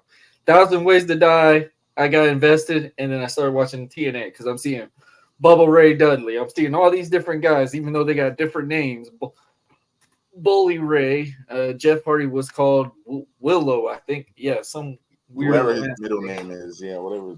So, I mean, it was cool to see this new investment that they had. I mean, yeah, Brother Nero. Yeah, that was show. Okay. But you also... One of my favorites that I loved at that time was K Quick. I always was wondering where he was. He went over there and started being Ron Killings. Hey, listen, stuff like that. You know who K Quick is, right? It's this guy right here. That's not K This man Quick. started catching all types of L. That's Big not dog. K Quick. That's K Slow. He's slow. Emergency slow. We'll get more into it. But I mean, I always talk about that Chris Van Vliet episode that Ice Cube's son came on, and he was always asking. He would go to a show and like just ask, "Hey, what is their finisher? What is their thing?" And people find it. Oh my gosh! Like, how would dare you ask me something like this? It's really telling that thing, and that's what I'd say. Always WWE's always got it at its best. Outside of AEW, when you see these guys, can you go, "Oh, that's the AEW superstar. That's AEW's own. That's theirs. That's this person, the AEW champion, the 97 fucking champions they've got." I mean, it's just like, wow, okay. But when you see WWE, man, it's like people shut down the town, look right dead at them and look at them like, hey, that's such and such from the WWE. That's such and such. It's called representation and stuff like that. With Okada, I'm happy that he's at AEW because I feel like he's obviously, he was used to the New Japan moniker, and I mean, he's been wanting to face Will Ospreay, and then of course Kenny Omega's been the biggest talk for the longest time. So I mean, it's good for him. I'm happy that he's there. I feel like that's more a better home for him. I was kind of interested to see if he would try to go to WWE and see what he would really try to bring to the table. I've watched a good portion of Okada in the past, and I mean, out of most of all the Japanese wrestlers, I was really invested in watching him and Hero. I can't fucking remember his name, but I like watching him. He's pretty entertaining. But Okada was like one of those true nostalgia baby faces in New Japan, and you could get behind and follow and make a US guy watch him and go, hey, I like him because I can relate to that. I can understand what he's bringing. I can see what that is. So, I mean, it's good for him. I'm happy that he's there. Go get the bag and get your dream matches in, and you gotta go to the other spot and go get that Hall of Fame. That's all you need. Truth. You ain't getting much younger, bro. You know what? Doesn't really matter to me. Do I call this an AEW? No. It really don't. Like Okada in AEW is like another dream match. On Dynamite. No. It's like, all right. Rampage is kicking up now. No. It's gonna be like how long he's gonna last to the main roster until they find out, like, you know what? He's gonna fade to the black and just be in the back. Just chilling. Yeah, I'm about to end this man's whole career. What career? Just ask. That's what's gonna happen. Like, take a look at all the big names that he had. What are they mostly doing? They're mostly in the back, chilling, just as much as everybody else is. Okada, yeah, he's good. Whoopity doo. Yeah, AEW did something. Said the same thing about Brian Cage. Y'all said the same.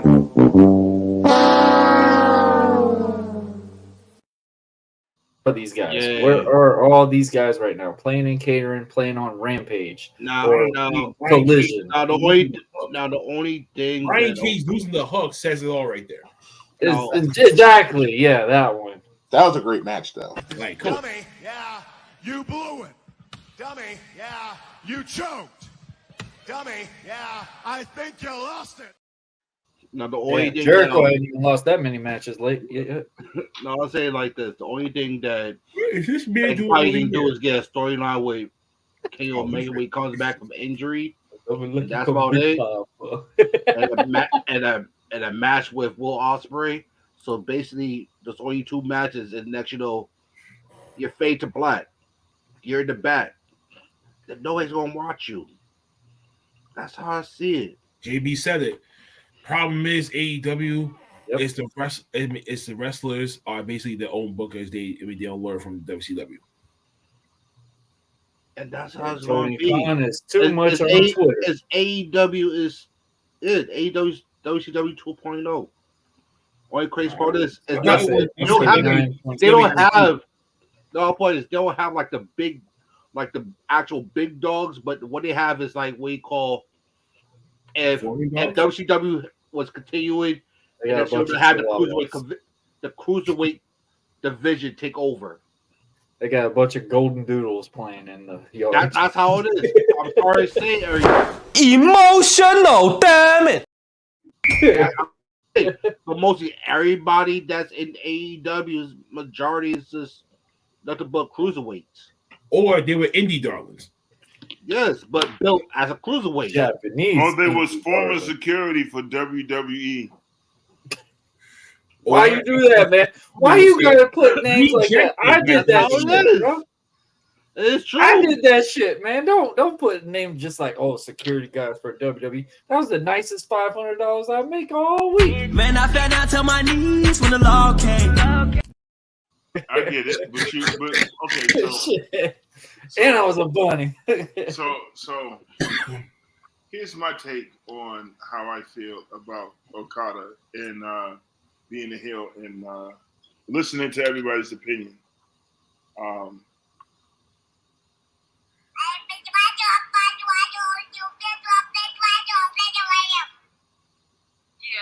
That's how I feel. Okay. What the fuck? I don't give a fuck. That means I don't give a fuck. Okay. Me personally, I'm not tolerating that type of disrespect. It's either he gonna work out or he's not. If this is gonna be a dream match situation and it benefits him, okay, cool. Let's cut through all the bullshit, okay? Uncle Phattz is tired of the AEW honeymoon. It's no. What I'm tired of is just the one thing I will admit is that I'm kind of over the 3,200 belts. It's like I want to hear this so bad. I want to hear this so bad. Someone screenshot Blackheart's facial expression on that. That is the meme of a century. He looked like what's that? When he did that smile, what's that dude from the Brothers? Is it the no? Not the Brothers. Oh man, what's his name? I just looked at said, "What the fuck is this?" Mike, Eric, what the fuck is his name? The dude that was in the bald-headed dude that was in Why Did I Get Married? Or he was in that movie with the black dude? The bald-headed dude with the beard. He made the smiling face. Who? I forgot what his name is. Chief Jones, right? Yes. When he made that smiling face. Mike, yeah, that's it. That's Mike. Okay, so here's my thing. I'm tired of the belts. Okay, I think there should be at least 6 belts. I think everybody should get a title. No, fucks no. Fucking appreciation. No. Appreciation. If you leave WWE, you get a title. You leave Impact Wrestling, you get a title. If you leave New Japan, we give you millions of titles. Well, see. Here's my thing. Here's my thing with this, right? WWE has a way of dehumanizing individuals and really making them feel like shit. This has nothing to do with Triple H. This is all VM's doing. Okay. It's just like Triple H can't. You can relate to him. Not just they can relate to him, but what it is that Triple H can't make up for 40 plus years of fuckery. You know what I'm saying? All he can do is take over for what now and what's to come. So outside of that, my issue with AEW is if you really want to be competitive, 6 belts, the heavyweight. That's even too much. Both of the tag teams. You have a intercontinental or whatever type of you got the TNT title, you got the women's title, and then you got the women's tag team title. If you're gonna have a luchador type shit, then have a cruiserweight title, and then leave it there. If you're gonna do a fraction, then have the fraction belt, and then have those in the fractions go to other companies that they're associated with, and you do it like that, and then you create a big 6-man fraction match on AEW soil, on a pay-per-view, or on one of their top-tier shows, and then you leave it like that. This 8-man fraction, this, that, and the third, everybody's shining bright like a fucking diamond. I don't give a fuck. I don't care. I'm over it. I'm over the 3,200 belts and then some.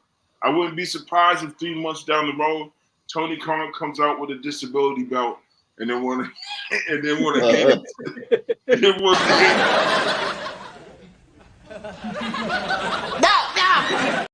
Then you give it to Eddie Kingston because for some reason his knees just the face of the wheelchair. That's the case. Yeah. So I mean, I'm glad that he got his belts, but it's like, dude, like, come on, if you're really that hurt, take the time off. This is becoming to the point where guys that really need to take the time off are not taking the time off to properly heal, and it's going to be before we see somebody that's going to literally not be able to walk, period.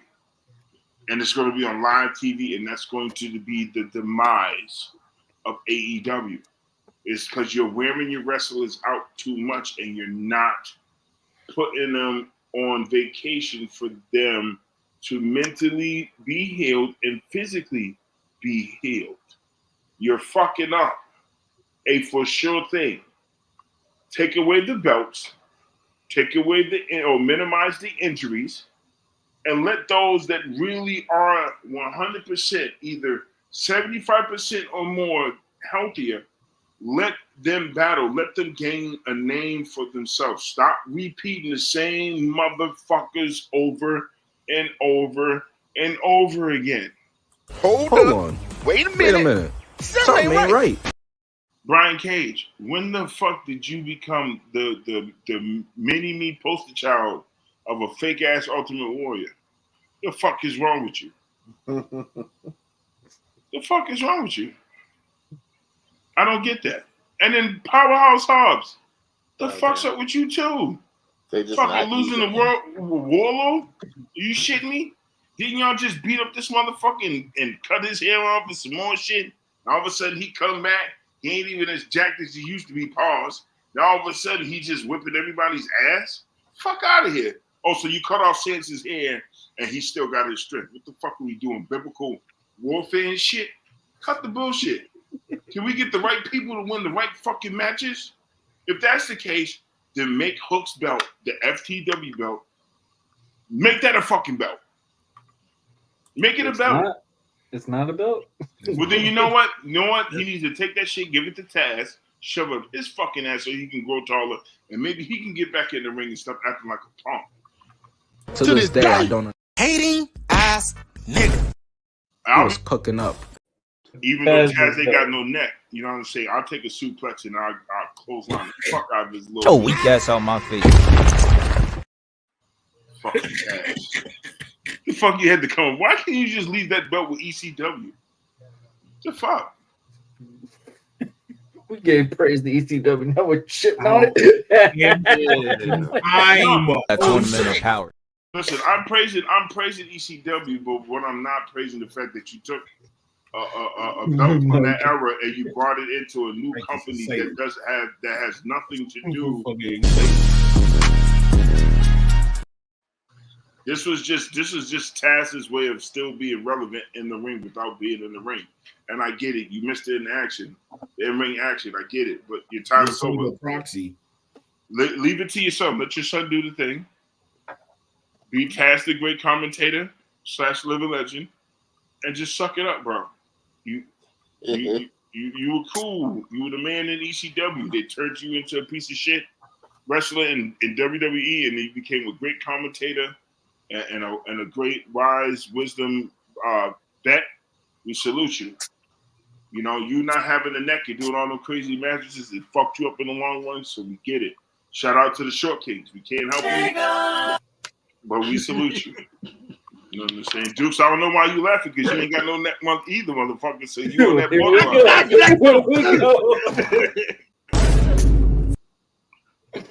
Stop that shit. I got a neck. Lift your head. Lift your neck right now. See, neck. No. You got it, Dukes. No, see, he had to support. He had to support his head first. He had to put my head. Gotta go like this. Yeah, he had to support that so his neck, so he could show that he actually has a little. Hey, BlackHart, it's like a wine toy. You gotta go. Hold on, he was doing the T-Pain like, oh my God, shaking. Hey. Can you buck with your head no more? Huh? Can you do that? What? Can you buck with your head? Because only motherfuckers with necks can buck like that. Nada. You can't do that. If you try to do that, it's more like this. You gotta use your shoulders. Your shoulders.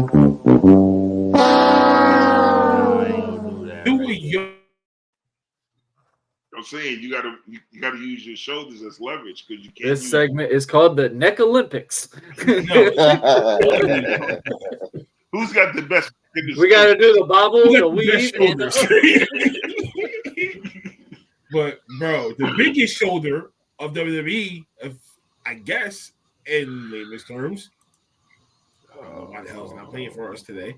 Technical difficulties on our end. That WWE is Brock Lesnar now is officially back on the roster page of WWE. So he's back into the fold. Vince McMahon's sex trafficking allegations and stuff like that. Apparently, to some people, he's innocent until proven guilty. Otherwise, But some people are still speculating about if it is the plan really true about his role in this, if it was taking its effect. But needless to say, all his previous plan for WWE for the last several months has been canceled due to the allegations. So now he's back. So now, as we was talking about this shit earlier with him coming into play involving night 2 and night 1 of WrestleMania, why the hell I it backwards? He can play an intricate role in this whole ordeal with the Bloodline and Cody Rhodes story, because he had indeed taken the L to Roman Reigns as well. So, could he be involved in that? He's always beat Rock. Rock's never beat Brock. And Brock can be able to get his get back. At least one set of get backs. I don't think it'd be smart for him to intervene just yet. I mean, he molded Cody in a way. In a way, he's molded Cody's babyface run. And he earned Cody's respect, you know what I'm saying, by going through the trenches with him. So it doesn't make sense to me for him to come in after all this shit. Because then it looks like Triple H is playing favorites again, instead of just letting the shit kind of die down. If you're gonna bring him back either after WrestleMania, because you already killed it by fucking up the Royal Rumble. But by bringing you back, it's like, dude, you brought him back way too fucking quick. And then now that match that we were longing for between him and Gunther is null and void. It doesn't make sense. Right. You know what I'm saying? So it would be dumb. I think if anything, after WWE Backlash, Mania Backlash, I think somewhere around Crown Jewel or possibly SummerSlam, I can see the return of Brock Lesnar going for The Rock or for Roman. Or what if he comes out after the match? He probably got to get involved in it. Probably the aftermath. Right? If he comes in, it'd probably just to settle, like to even the playing field. And that's it. It's not, and to me, if that's the case, it just to come out just for the respect that he has for Cody. Just for the respect that he has on Solo. You know, I mean, on Cody is the reason why I think that that Brock would be involved, because he earned that respect, and because the fact that Brock was screwed by the Bloodline. And knowing that he has history with The Rock, Roman, and everyone else, it only makes sense for him to come in just to make his presence known. F5s, you stare down with The Rock, place gets hyped, and then you walk off, and then it's an even playing field. You know what I'm saying? And then you don't have much to really worry about or to think about. But to have him do all that other shit is just too early. For me, it's just too early. And it makes Triple H kind of look suspect. Like, okay, are you doing your own thing, or are you still following behind Vince McMahon's order of business? And that's why I said if he comes in trying to get involved in that manner, it's going to fuck Triple H's image all the way up. And I mean all the way up. So the only thing that would be smart for Triple H to do is allow Brock to come in to even the playing field for Cody's side. And then after that, then you can throw him into that mix where he can just come in and do what the fuck he wants to do, and this, that, and the third, and reunite the shit with Paul Heyman, and you know, all that bullshit. Anybody else? Woo. Okay. Think about Brock. If you remember, how far along was Rock's announcement on the board of TKO before he was put into the storyline? It was like 3 months, right? No. Maybe like a month and a half? Maybe a month and a half. And we sat there and was wondering why they announced that, and then Rock was assuming that he's going to be a babyface. It was planned all along. Rock wanted to be a heel. It was that moment thing. I think them putting this into the segment is also just going to transpire, like I've been saying. He's going to probably be a part of that storyline, because in a way, he's not just connected with Roman in this storyline. he's connected with The Rock in a way as well, because Rock has never beat Brock. Mm-hmm. Brock beat Rock for the undisputed title. Yep. His first one. And of course, the relationship with Paul Heyman. And of course, like I just said, he molded Cody's babyface run to make you give a damn about him and made you go, man, Cody really can be that guy. Cody can really go through that trench. And man, he has earned my respect the way that Brock just beat the living daylights out of him for the last 6 months. It felt like. It can be a role into this bloodline scenario where it's not like, oh, he's playing favorites or anything like this. Phattz, you got to remember, it's not just Triple H running the company. That could have been a TKO move. TKO is very fond of Brock. If we really want to be real, UFC, that cross thing. If Brock was not proven guilty or something like that, TKO is going to probably go, hey man, sorry. We'll bring you back. Might even put you on an appearances of UFC or something. We don't know the full on thing, but I think this thing is going to be a good move for Brock because in a way, everybody's been whining and stuff about Brock not being in the video game or whatever is going on. I haven't played the game yet, so I don't know. But it could be part of the storyline. I think with them making this announcement, it's kind of like, oh, what can really happen? Oh, what's really going to happen? We've got free agents over here. We're hearing about Brock's grandmother and stuff all in transpired with the Samoan scenario. Who knows? I'm all for it. So, welcome back, Brock. Welcome back.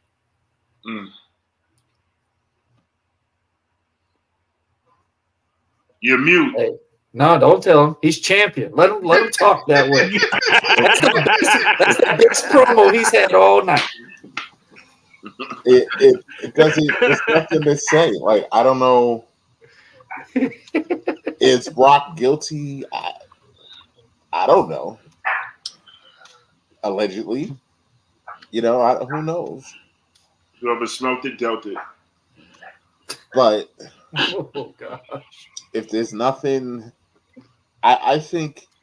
Oh shit! Until we get something concrete, like this girl hasn't even accused Brock of anything, so you can't. She might be, but you can't just put. He's still one of the biggest names in sports, so unless there is a concrete reason to not have him in the game and not have him on the roster, I think we were all looking forward to that match with Gunther. That would have been very interesting. But, hey, it's gone. It's whatever. But I don't think he'll be in this bloodline thing. A, because I still think it's too soon. Mm-hmm. And B, we're grasping at straws now. Then if we're doing that, we're grasping at straws. Yeah, we're reaching for no stars. Yeah, okay, he beat The Rock and the Paul. We're doing too much. He's not involved. Yeah, he co-signed. You gotta have an open mind, Mike. But I'm sorry, because we not buying. Out of all people, you should be the ones like that open mind perspective. Listen, for the only Cody fan that's probably in this thing right now, you need to probably rethink twice about this whole goddamn thing just to have your guy win. This man started catching all types of L. No, I like Cody. I give it in an open mind perspective. Do I believe Brock is going to be in it? Probably not. But it would be cool because, like I said, Roman has been having how many times with Roman? How many times is Roman and Brock been going at each other forever? 7 to 8 times? 7 to 8 exactly. matches? So you have to have that one cinematic loss that makes Roman as big as he's been with this whole run. You've got to make him look even stronger for his loss. How many times did Roman lose to Brock before he won the belt? Damn. Okay. You look at that, you answer that question. Are we just talking about WrestleManias? We're talking about everything. I'm talking about everything. Everything. It took Roman, I think, maybe 2 years of feuding with Brock Lesnar before he actually won the fucking title. Because Roman couldn't get over with the fans. That's why. Well, I mean, nobody was taking him serious because he was talking all this big dog shit. He wasn't really good on the mic. Yeah, that. You know what I'm saying? And then not only on top of that, like it wasn't working with him until he had Paul Heyman. And I get it. It's damn. Yeah, JP's reaching, bro. I He's think at your neck already, Dukes. Damn, bro. Oh, sorry, you ain't got no neck. Yo, Wow. look here, man. Wow. Round 2. Lift your Lift every neck and sing. Mike, you can finish. I'm sorry. We're gonna have a neck Olympics championship. Oh, yo, y'all shut up about y'all necks. No, we're gonna have a chin up competition. Chin up competition.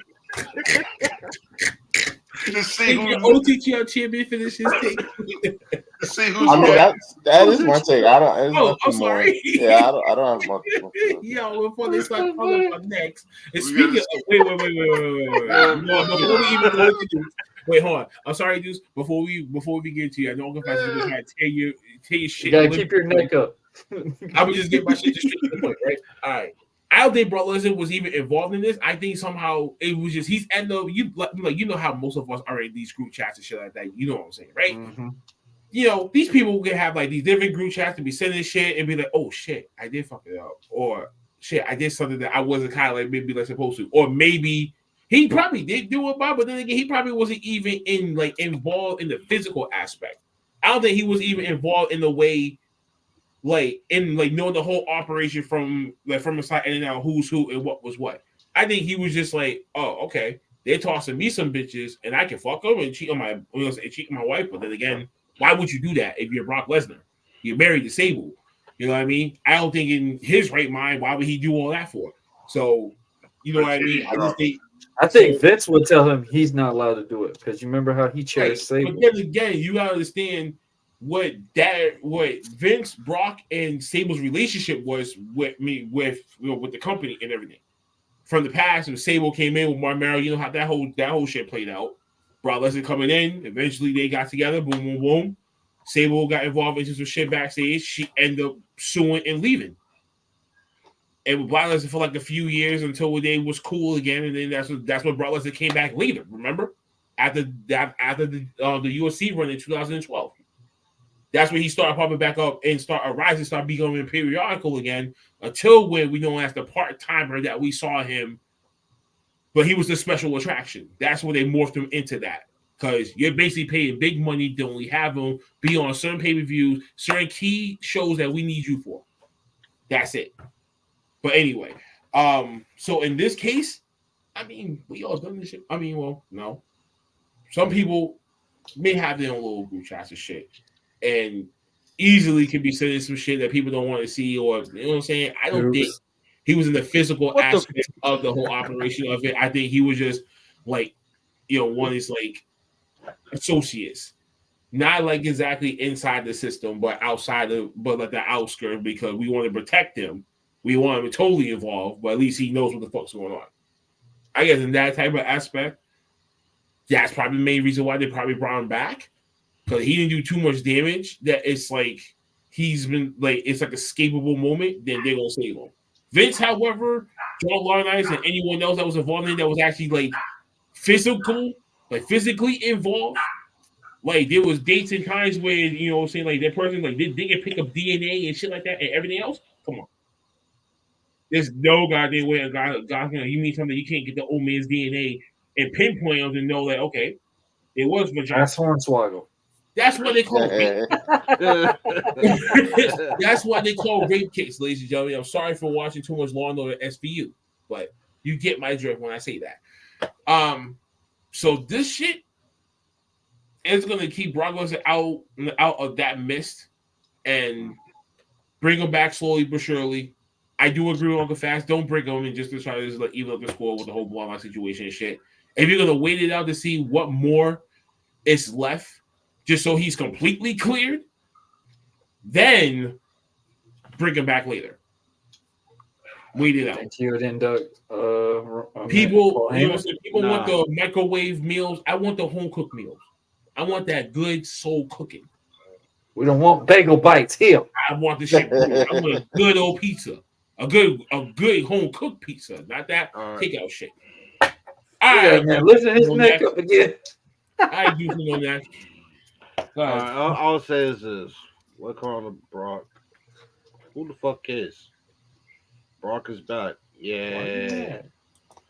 No bullshit. Like it's just like what you call the Mitchell reports, where people always sit there and have a particular name and report of like, all right, this person did this person did that. And so it's basically accusing of somebody of doing something. So just by putting Brock's name in it, it's like, all right, he was probably involved, but not really involved. So it's just some wasted time bullshit. But I'm listening to everybody saying what they had to say, and I do agree with everybody. Is you know what? Do not rush Brock in. I'll say make him return maybe next year's WrestleMania, because legit that long. Because that way it'll just be like, all right, everything's out to clear for him. Like it's still gonna be. It's like a Band-Aid. You feel what I'm saying? Pull it slow. Don't try to pull it fast. Trust the process. Let it die down as much as possible, so that way you can bring the Brock back in and let him not critique in the Bloodline thing, but try to go after someone like we all sat there and want him to be after Gunther. So that way it'll have a match between him and Gunther at a reasonable type of event. Even though WWE knows that Brock is probably the highest paid wrestler right now. Google that shit. He is the highest paid wrestler of all 2024, 2023, 2022. He's been the highest paid wrestler in WWE. Don't know why, don't know how. That's before he got accused of being nasty. You know what I'm saying? But even still, even after, he's still the highest paid, regardless of the allegations or not. Well, I hate to say sex sells, and in that case, that's why he got paid. Sad to say. And knowing that he's cleared of all charges, do you really want to rush him back so that way it'll put backlash within the company and a whole lot of people having a whole lot of eyes on you? No. You wait. For good and bad press. Do you want the bad press on you? No. You wait. Not right now. I understand waiting for what? SummerSlam and all that. But I sit there say wait for another WrestleMania, get all dust cleared and settled, so that way nobody's not talking about Brock like that. The next show you bring Brock out, because it's gonna be too soon. Knowing that you bring Paul Heyman back into the Hall. Well, now I didn't say bring back. I say induct him into the Hall of Fame, knowing how people know how Brock and him have close ties. So no, don't do it. Don't do it at all. Bring him back in next year. Let everything fold within itself. I think a year of holding out, to me, would be a little bit too. I would say too extreme. long. I say more like 4 to maybe 6 months. But of Harden, that gives enough time for this whole thing to clear out on his end from these allegations. It's 4 to 6 months. You give him 4 to 6 months to find out what everything's going to be, see where he lies within the situation, and if he's fully cleared after the 4 to 6 months, then you can incorporate him after that. But to do it right now would be asinine. It'd be ridiculous. It would literally be a kill shot to Triple H's career as CCO, and I don't think that would be a smart thing for him to do right now. I think wait 4 to 6 months and you're good. I hear what you say, but that's why I say wait for a year, because even though he said 4 to 6 months, that's still kind of rushing it a little bit. It's not. It's not. Another 6 months to How old is Brock? 42, 43. SummerSlam would be technically it would be in August. So that's what I'm saying. Only 5 months. Yeah, that's why I'm rushing it. It's still letting shit brew and be like, okay, we got enough time. Mm-hmm. And then it gives time for everybody else to finish their storyline in the whole nine. Because if you think about it, if you wait a year, it's not saying who's what, but it's like that attraction of who we wanted to see him go against. It's not going to be interesting anymore. We still want to see him go against Gunther. So why wait a whole year when Gunther can lose to somebody? Especially as high as he can be easy taking now. the world heavyweight title off of somebody, and then you bring Brock back later. You know what I'm saying? And let it go. Let the Bloodline finish this shit. You have Gunther come up. You know, he go through his trenches after this whole little IC tournament turmoil thing, which is crazy but brilliant. Because we're seeing guys who wouldn't normally get a shot. And I feel like bringing Brock back now is going to put a lot of people on the shelf because he's Brock Lesnar. And right now, that's not what Triple H needs. Is a head case. He doesn't need a distraction. This case alone was a distraction enough. Okay, now I hear what you're saying, but you said make him have that match with Gunther. All right. Mm-hmm. Now he had to drop the IC title for that to happen because I already don't see Brock going against Gunther for an IC title. You're bugging. Why wouldn't he? This is Brock Lesnar we talking about here. We're talking about a belt. We're talking about a championship belt that he can have under his title. Under his belt and under his name. Who wouldn't want the IC title? If you're a wrestler and you don't want the IC title, even though you're the Universal World Heavyweight, I'm not saying it's demeaning, but that's another notch on your fucking belt. But that's another notch. It's not like he's going for a tag team. No, but his thing when it comes out of Brock, that his most everything he has fought for was a heavyweight championship. So for Gunther to do something like that, he has to drop the IC title in order to go after the heavyweight. Once he gets that heavyweight championship and goes to a multitude of matches, then have Brock show up and have that face-to-face showdown. That's why I can sit there and see. Do not have him show up and be like, yeah, I'm going to go after the IC title. Okay, so knowing that Brock maybe had it once, but okay, so you're proving my point even more. If he's only had it once, then he's held the world in the Universal multiple times again. Then why not? That doesn't make sense. It's like you're making it seem like the motherfucker's too good for the IC title. It's a championship belt. It's a dream match that the universe is screaming for. Like Mike said, we can give the people what they want and they're still going to be mad. They're never going to be happy. So whether you bring in Brock or not, that's just how the shit's going to be. Right. Good Dukes? And before y'all even try to go after each other's necks. Oh, I'm not going after his neck. This has nothing to do with it. I'm just saying. I'm just saying. No, I'm just okay. So, Warren, let me ask you, as a wrestler, if you had an opportunity, no, I'm being serious. If you had an opportunity, just for a title, to go against Gunther, even though you won the world and the Universal, would that matter? Do you feel like that's diminishing your career and your emotion? No. Yeah, that's all I'm trying to say. You're looking at it like, shit. Roman did it. Roman did do it. Roman thought of it. Maybe mad. Mad wrestlers did it. Triple H, The He's Rock, the tag team champion. Stone Cold, Shawn Michaels, Intercontinental.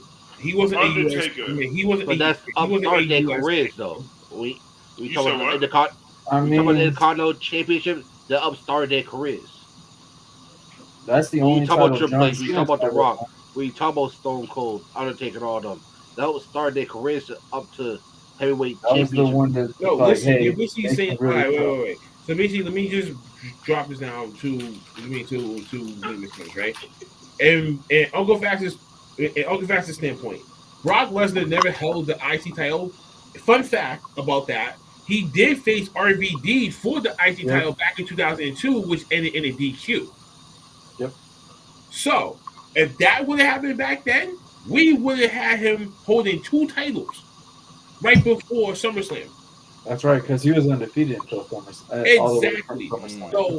So that's one case of point about that. Number 2, when it comes to the IC title, yeah, some people that may jumpstart this shit early can still easily just go back and just say, hey, I just want to be a title collector. Kenny Omega did it.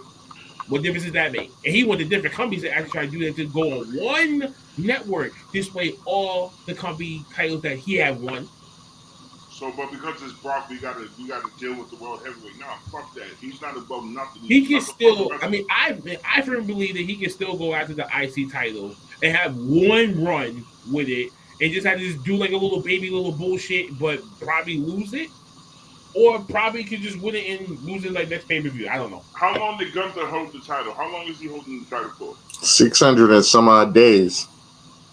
He's reminding us every Friday. Brock won't hold the same. He would have to be a full timer, which that won't happen. I mean, he doesn't because Logan Paul isn't a full timer. True. As long as he's just able to appear every 2 weeks, he could do it. Why not? That's it. Just work. It's called negotiation, Dukes. Work it out. So no one has any chance for on this day, I see clearly. This podcast was born. Happy birthday to us. Happy 4-year anniversary of us being alive and well. The network, the podcast itself, from Last Week of Wrestling, Black Arts Angels, Wrestling Asylum, Wrestlinary, After Dark, watch-alongs, every goddamn fucking thing that we ever did in here. The hours, the pain, the agony, the personal issues, the wrestling issues, politics, bullying, social experimenting. There's a lot of shit that we were involved in the past 4 years, and we are still here, alive and well, and still kicking it.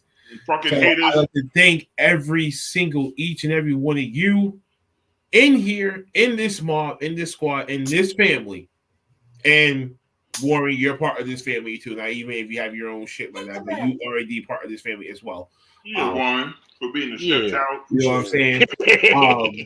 We definitely gonna have an anniversary party, night 1 of the WrestleMania night 1 watch party. So we're gonna be combining that joint together. So we're gonna have a good time, and we're gonna have the championship matchup between Charcy, who won the number 1 contenders scramble for TNA Sacrifice this previous weekend, is faced off against your newly crowned OTGL champion Big Mike for the title both nights at WrestleMania. Well, I'm defending the Inter-Podcast Championship once again against the fat motherfucker down there with no neck, E-True, who will not die again for both nights.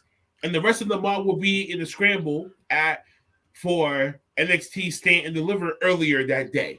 I think also that week we'll have a special announcement about the Girls Show and the rest of the Asylum show about that WrestleMania week and stuff like that. They might got something else going down. But yeah, man, shit. 4 years around the fucking world, and we are here. I'm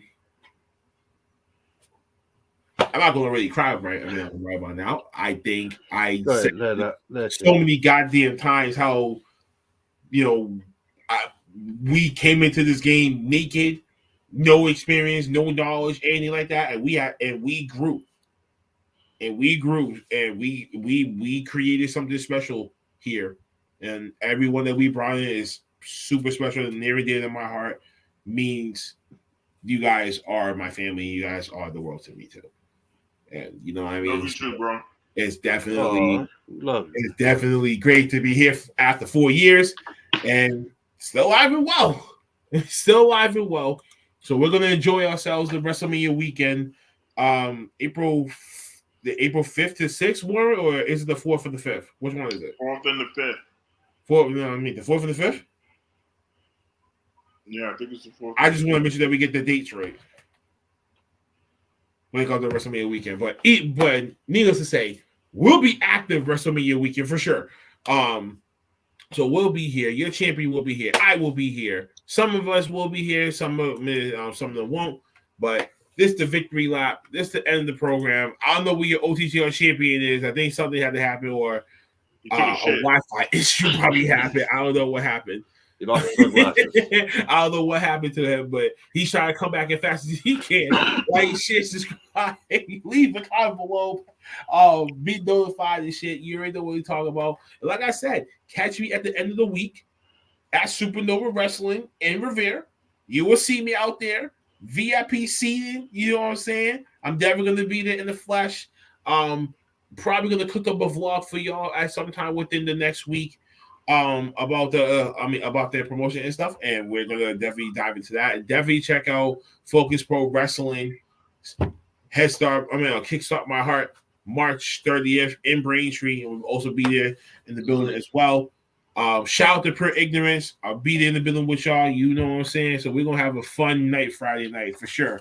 Bang, bang. I'm definitely looking forward to it. And Dukes, you ain't shit. And that's what I'm really gonna say about that. Although Warrior's coming back, although what's going on with Warrior too. So there's a lot of shit going on behind the scenes. I don't know what's going on, but I'm gonna pass the floor. A lot of haters, man. There's a lot of motherfucking haters, man. I'm gonna pass the floor over, and we have the highest viewership right now tonight. The highest viewership we have was 32 viewers was in the building watching us live tonight, and I thank you. We thank you from the bottom of our hearts. Bottom of my heart. I love each and every one of you guys genuinely. And just keep rocking and rolling, man. Help us get us monetized. Help us get the fuck up there. Help us to be able to go to these wrestling events so we have a great time and we can start creating these vlogs and bring this family together in person. You know what I'm saying? But pass it over to Uncle Phattz. All right, yo. Let me tell y'all something, right? Shout out to the viewers, man. You know, let's see if we can try to get 50 views from here on out. You know what I'm saying? It's coming up on the anniversary. So from here on out up until WrestleMania and afterwards, it's got to be hype. You got to do it big. You know, that's the only way we do it. You either go fat or you just fucked up. That's just it. But I just want to say, shout out to the fans. Shout out to all those that been listening for the past 4 years. We really appreciate your support. We appreciate your comments, your love. Thank you, Chrissy. Thank you. We appreciate everything that you put up with us. Shout out to the Pod family, the OTT Mob family. Without y'all, this would not be happening. And shout out to the mastermind behind this, BlackHart. Without your provision, none of this shit. Nice, man. We would be happening. And then shout out to those that came along the way. Shout out to those that helped along the 4 years. Those that were there for a moment, those that started off with us, those that came and were here for a year or two, and those that just stopped in to say hi and bye. We appreciate all the efforts that people have brought forth to this family. Your contribution is doesn't go unnoticed. We're very blessed and grateful that you have participated and took part in it. Outside of that, we wish y'all the best. We wish y'all nothing but happiness for the rest of this year and then some. But it's time for us to move forward and move on to bigger and better things, man. I mean, we can only go up. We can only go up from here, and we're going to continue to rise and do what's best. Just keep tuning in, keep us in your prayers, and make sure you tell your loved ones that you love them, man. You know, life is too short. Give people their flowers while they're still here. You know, cherish your friends, make things right with yourself and others, man. And be honest, man. Be real with yourself, man. You can do that. You'll live a good, full, healthy life, stress-free, man. You feel me? Love y'all. The OTTR champion finally came back. Just in the nick of time. They ain't gonna shut me off tonight. They ain't gonna shut me off tonight. And I thank you for the 4 years that I was being here and shit. And the anniversary party is night 1. Our anniversary party is gonna be with the night 1 watch party of WrestleMania, so that's gonna be fun. That should be fun. We'll see if I'm there or not. Still working on it. They want Super Bowl prices for these damn Mania tickets, so I may be there. But I ain't got Super Bowl money. But anyway, shout out to everyone watching. Thank you for watching. Appreciate it. Shout out to everyone in the crew from Podmobb for these 4 years, 3 years for me. But it's been a great 3 years, making friendships, gaining family. It's been a great time growing with this podcast, growing with all of you out there. Yeah, man, no big emotional speech because we just keep on keeping on. Can't wait for the 5-year show. Can't wait for the 5-year show. Follow me on all the socials. I am_MBJ on all the socials. I'll be am I back next? Yeah, I am back next week. I'll be back previewing, getting ready. This is your five-time OTTR champion. Signing. Acknowledge us. I got to support the message. And last but not least, damn. Without you, this podcast wouldn't even last this long. Thank you. No bullshit. Thank you for telling me that. It will not do without you. You know what I'm saying? We've been doing this since season 1 now and shit. You know what? Shout out to Mav, dog. Big shout out to Mav. We love you, buddy. We miss you. Yes, sir. Yes, sir. Yo, no bullshit. If Mav was here, he'll probably say some crazy shit right now. Shout out to KB. Shout out to all the people that were here. Y'all played an extra part of our growth within this podcast. You know what? I got to do it one good time. Do what? The hell are you doing? Nope. If y'all remember me from the very beginning, this is how I'm gonna mix it up a little bit.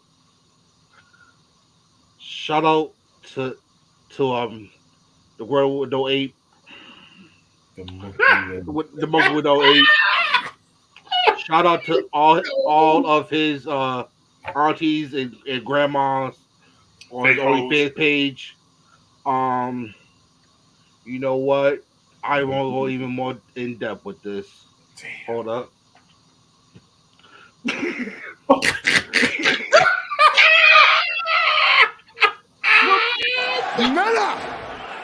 He hit the switch on the nigga. No. Yo.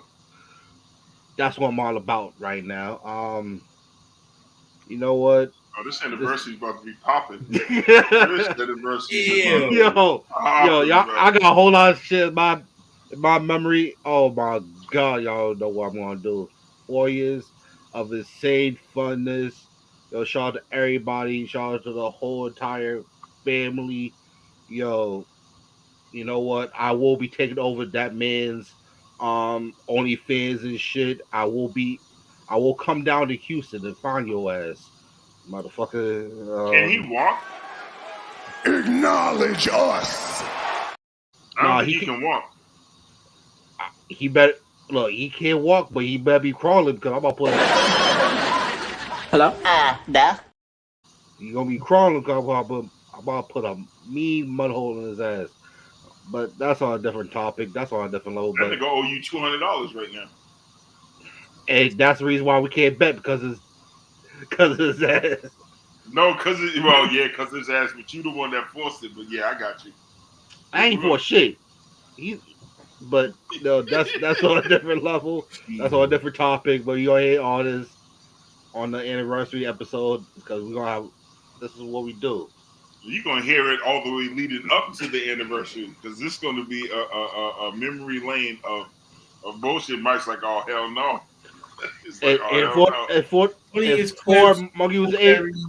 The Who Is game is coming back, and we're going to sit back and we're going to watch night 1 of WrestleMania. We're going to have a good time. OTTR Championship, it's a podcast championship being defended. It's going to go down the whole weekend here on the Podmobb, on the OTTR network. I'm BlackHart. Below you is your 5-time OTTR champion, Big Mike. Right next to him is the Big King himself, Uncle Phattz. And right below and right above him is the one and only Edukes, aka E-Truth, Mr. Lucian, the man with many monarchs. AKA for all the haters out there, you ain't shit, bitch. And for the other haters, and for the other haters, that's E-Truth, aka Stumpy McGee. Okay. We are done for the night. We'll be back next weekend. Oh, and next weekend is St. Patty's Day. So St. Patty's Day, that's Sunday. I might be drunk being on this show, so who knows what the hell we's gonna be in store for St. Patty's Day next week for last week. I just might join you for. I think we all should have a drink next Sunday. Oh yes, fine. A St. Patty's Day edition of Last Week of Wrestling next week. Don't forget to tune in. Catch you guys around. Have a good night. Have a good weekend. I'm gonna work on my Black Irish. Podmobb out.